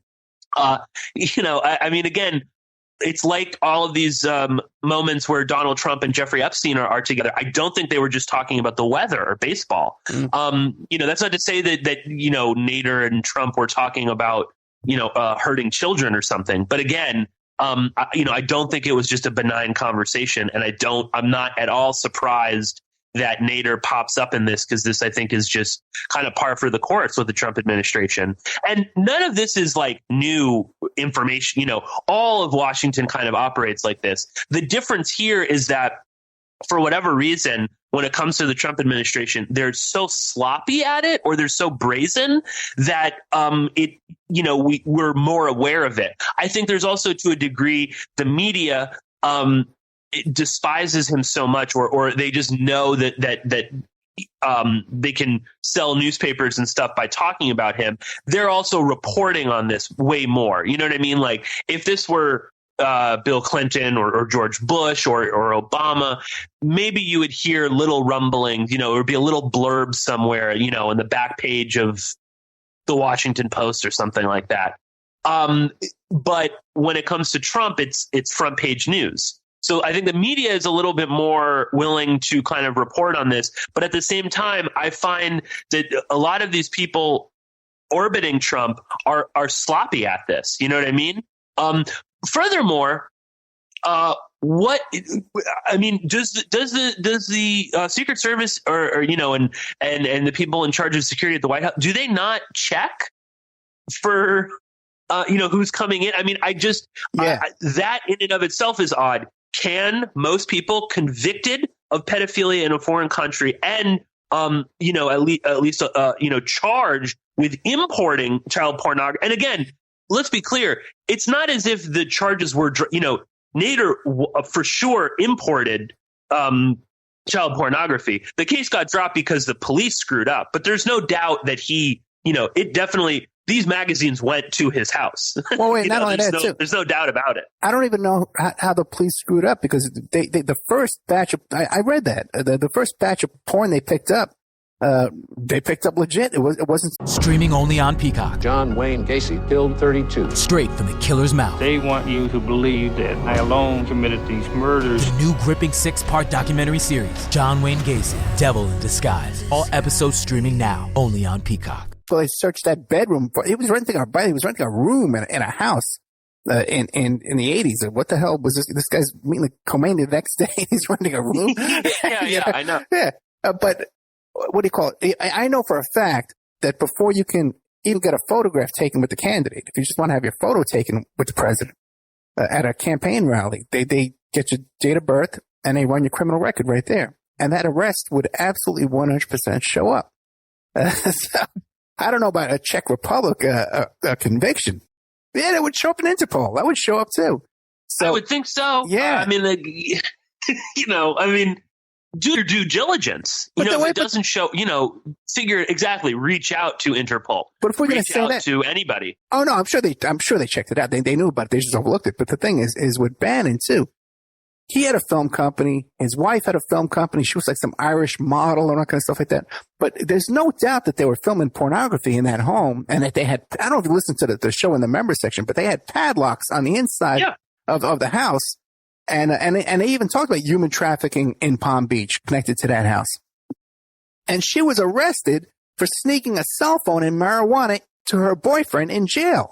So it's not even like 1 degree of 6 degrees of separation. This is their crew.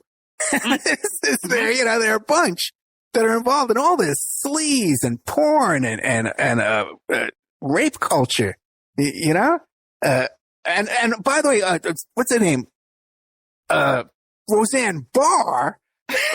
Yeah. Everyone knows she's been crazy for a long time. I even tried to get her to come on the show. But, she ran for, on the ticket with Cindy Sheehan when Cindy Sheehan ran for president. And she ran as a socialist. Did you know that? Yeah. And she didn't even know, she was telling Cindy Sheehan, teach me how to be a socialist. She was telling her. And now here she is. She's a Trump supporter. So it's just like whatever way the wind blows, But I guess she knows where her bread is buttered, And she was very critical of Israel and very supportive of Palestinian rights until she became the most ardent Hollywood Zionist. I mean, she openly applauds when Palestinians are murdered. Oh. She thinks that's a good thing. I mean, she is a complete and utter lunatic when it comes to that kind of stuff. And again, she goes on and talking about MK Ultra, and again, I'm not outing that the program didn't exist or in some capacity right now, but Roseanne Barr is just a classic, one of these celebrities that kind of, talks a little bit about conspiracy theories, not with any real sort of knowledge, but just mentions them. And again, so many people in the conspiracy culture, in spite of their, screw Hollywood and they're all phony plastic people. Anytime a celebrity, Charlie Sheen, Roseanne Barr, any of they mention something and suddenly we fawn over them. Yeah. Roseanne Barr is this, oh my God, this is our Messiah. She's gonna bring about change because she's a celebrity and she has the power. And she's a joke. She's an absolute joke. Tia Tequila, an excellent example. Yeah, exactly. Who constantly, by the way, never really says what she knows. She just keeps talking about she knows so much, and but she never actually comes right out and says what it is. And her train of thought is just a typical schizophrenic circular logic. But we got to take another commercial break. We're here with Pierce Redmond. Talk about, what is the topic at this point? We can't even figure it out. It's just a general whack. And now a word from our sponsors. Hi, folks. Ronnie here from Life Change Tea. There's a lot of hubbub about the ramifications of GMOs. First of all, what are GMOs? Genetically modified organisms. Yee! Man-made organisms entering our body, changing and damaging us from the inside out. What's our defense? First of all, not eating them. Second, cleansing from them when we do eat them. Thank God for Life Change Tea at getthetea.com. Life Change Tea cleanses from toxins, heavy metals, and helps flush GMOs out of your body. Our unique blend of herbs help cleanse you from the inside out, helping you feel refreshed and clean of yee. We also carry unique one-of-a-kind supplements. So order online at getthetea.com. That's getthetea.com. Rid yourself of the yee that contaminates your food and water. Go to getthetea.com. That's getthetea.com. Get the tea, your best defense. The Opperman Report is brought to you by SubhashTechnosis.com. Subash Technosis is a search engine optimization and website design company. They're located in India, so you know you're going to save a lot of money and get top quality service.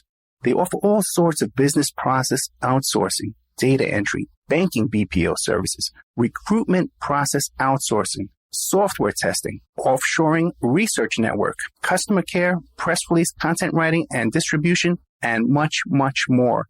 Now you can get a hold of Subash Technosis by email at info@subashtechnosis.com. Their website is www.subashtechnosis.com, and their Skype is ANUSHASUBASH. Now, I've personally worked with Subash for over 10 years. This is the man that puts out my press releases. They've done work on my websites, so I can personally recommend SubashTechnosis.com. You can find a link to Subash Technosis at OppermanReport.com and also AwakeRadio.us. Remember, all these shows on Awake are brought to you by EmailRevealer.com.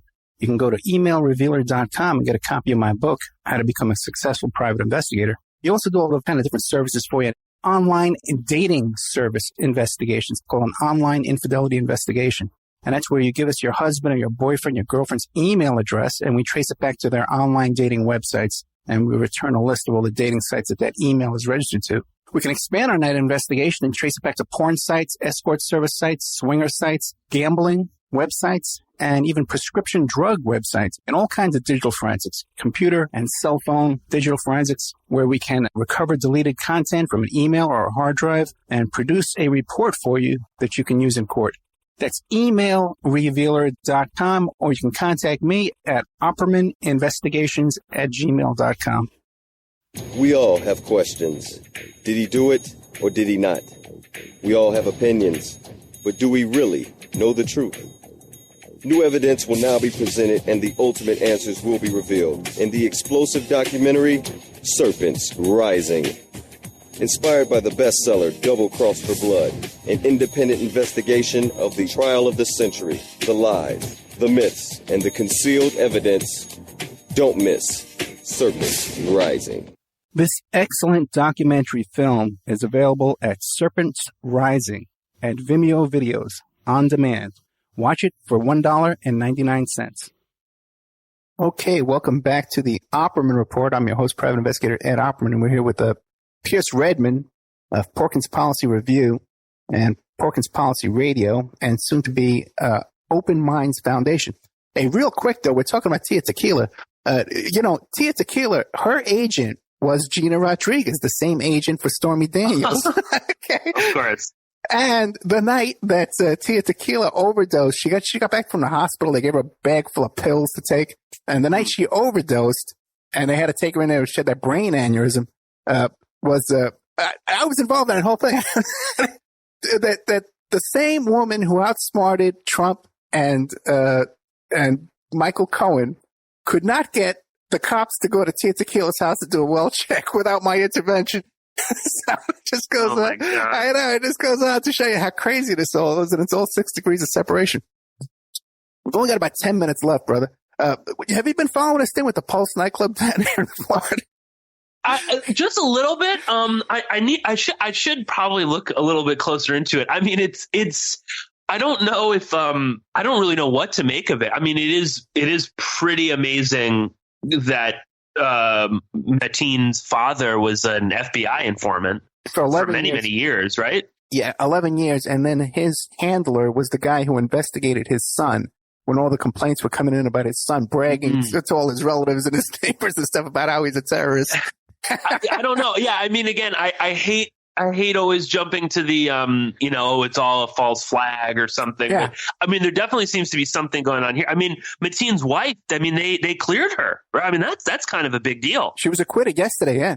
Not even 24 hours ago. That's not nothing. I mean, again, that's, the mainstream media can cover that however they want. But I mean, that is a serious statement that, she really didn't know anything or wasn't, couldn't be convicted of this. And the fact, I mean, listen, if Omar Mateen's father is 11-year FBI informant, and at that point, he's not an informant. He's an FBI agent. Yeah, you know what I mean? Yeah. He's working directly for the FBI. That's his main source of income.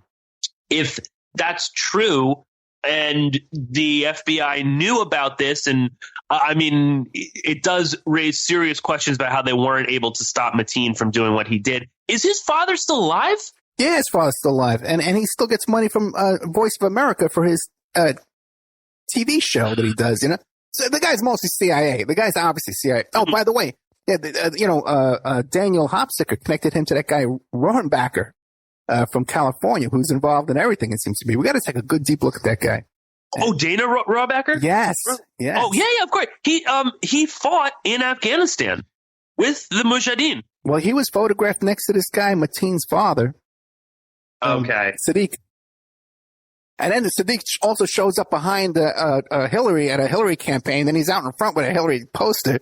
Oh, my God. What is going on here? Yeah, no, there is something going on with that whole story. I'm not sure exactly what it is, but him being a FBI for that long and working for Voice of America. I mean, there is something there. I'm not sure exactly what it is, but that's too much. Yeah, and how they have his handler investigating his son is, again, I'm sure there's a rule against that. Now, yeah. Now, what else are you working on these days? Like I said, I've been busy trying to get this podcast with the Open Minds Foundation up and running. And that's sort of taken a lot of time.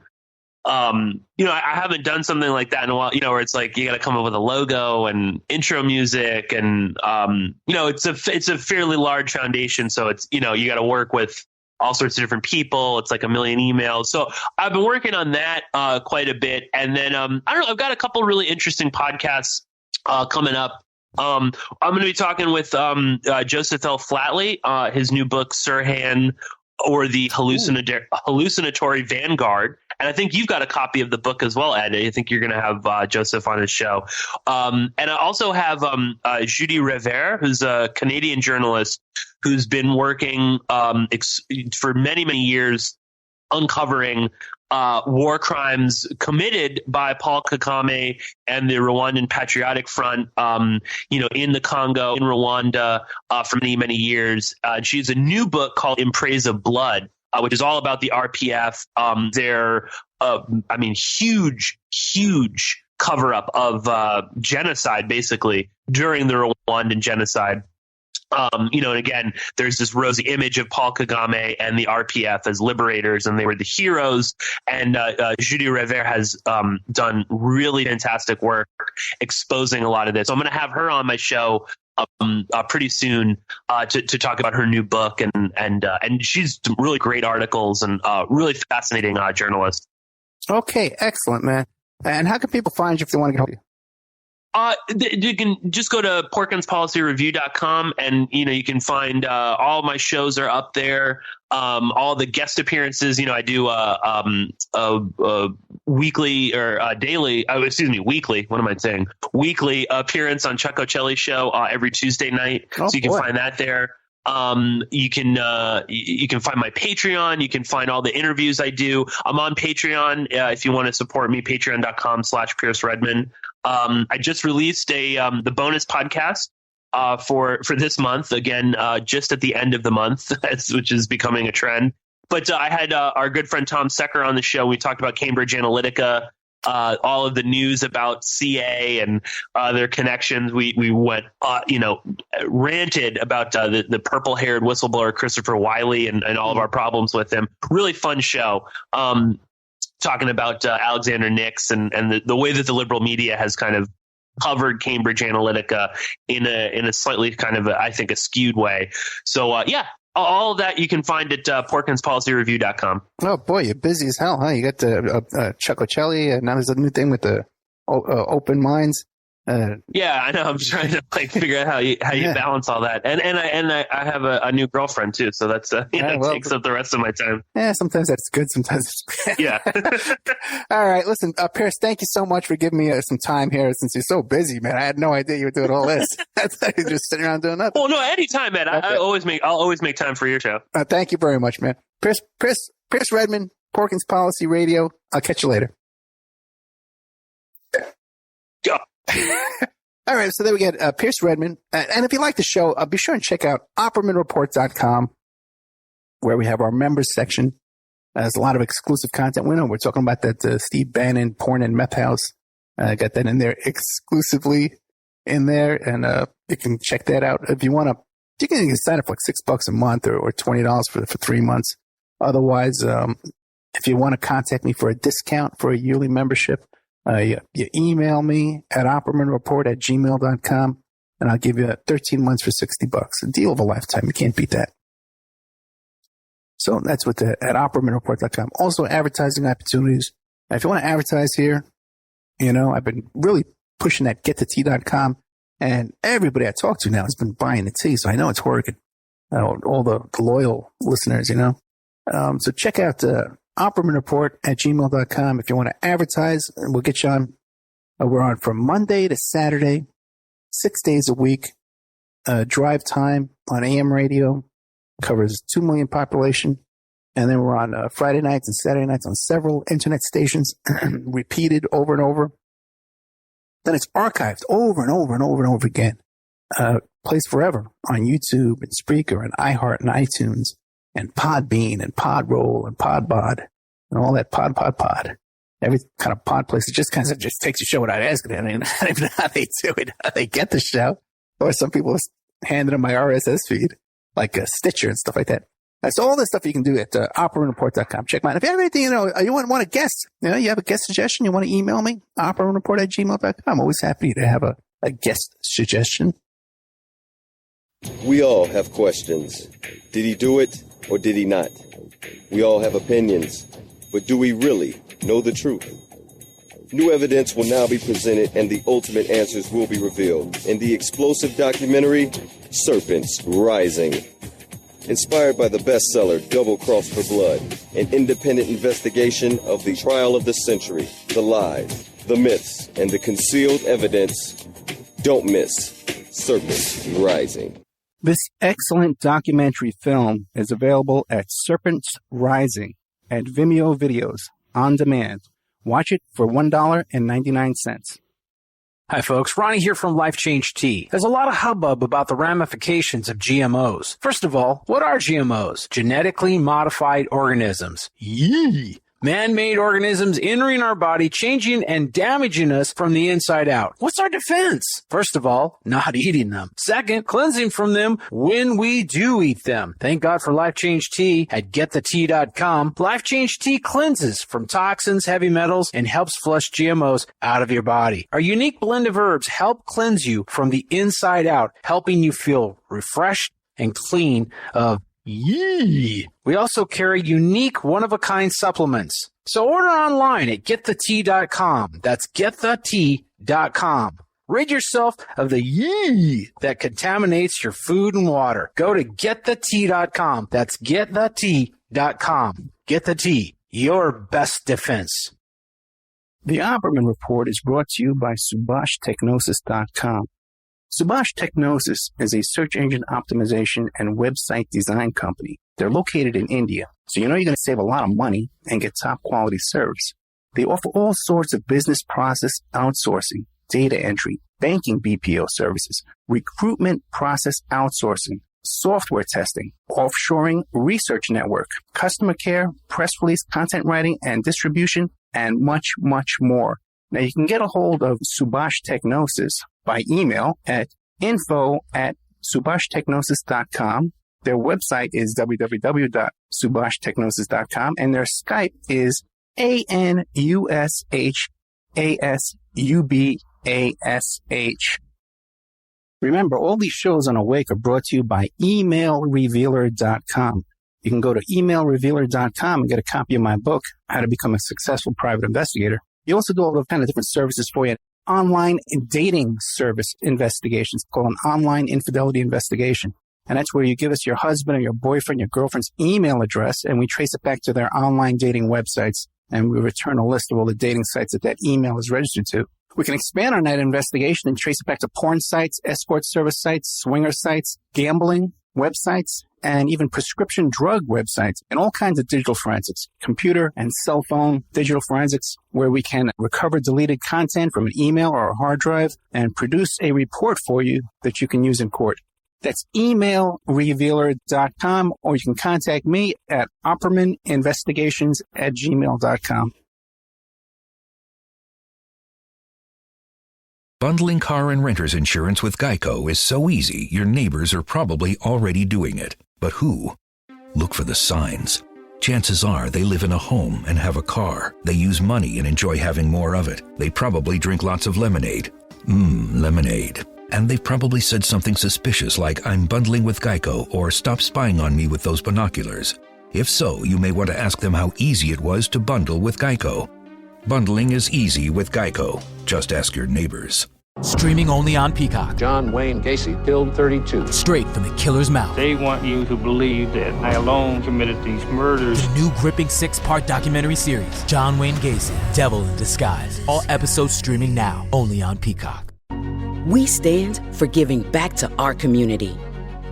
We stand for access to food for everyone who needs it. We stand for a better future for all children. We stand for ending hunger. Through your support, Feeding Tampa Bay is transforming the well-being of our region today, tomorrow, and for generations to come. Stand with us. The unstoppable spirit lives inside all of us. For Matt and Lisa Kuhn, it's fueled by family. Working together to make vehicles more useful for their community, they've become leaders in last-mile transportation. That's why First Horizon is proud to celebrate unstoppable spirits like Matt and Lisa. From the first stop to the final destination, we use our understanding to keep our clients headed toward success. Visit firsthorizon.com/unstoppable to learn how unstoppable starts here.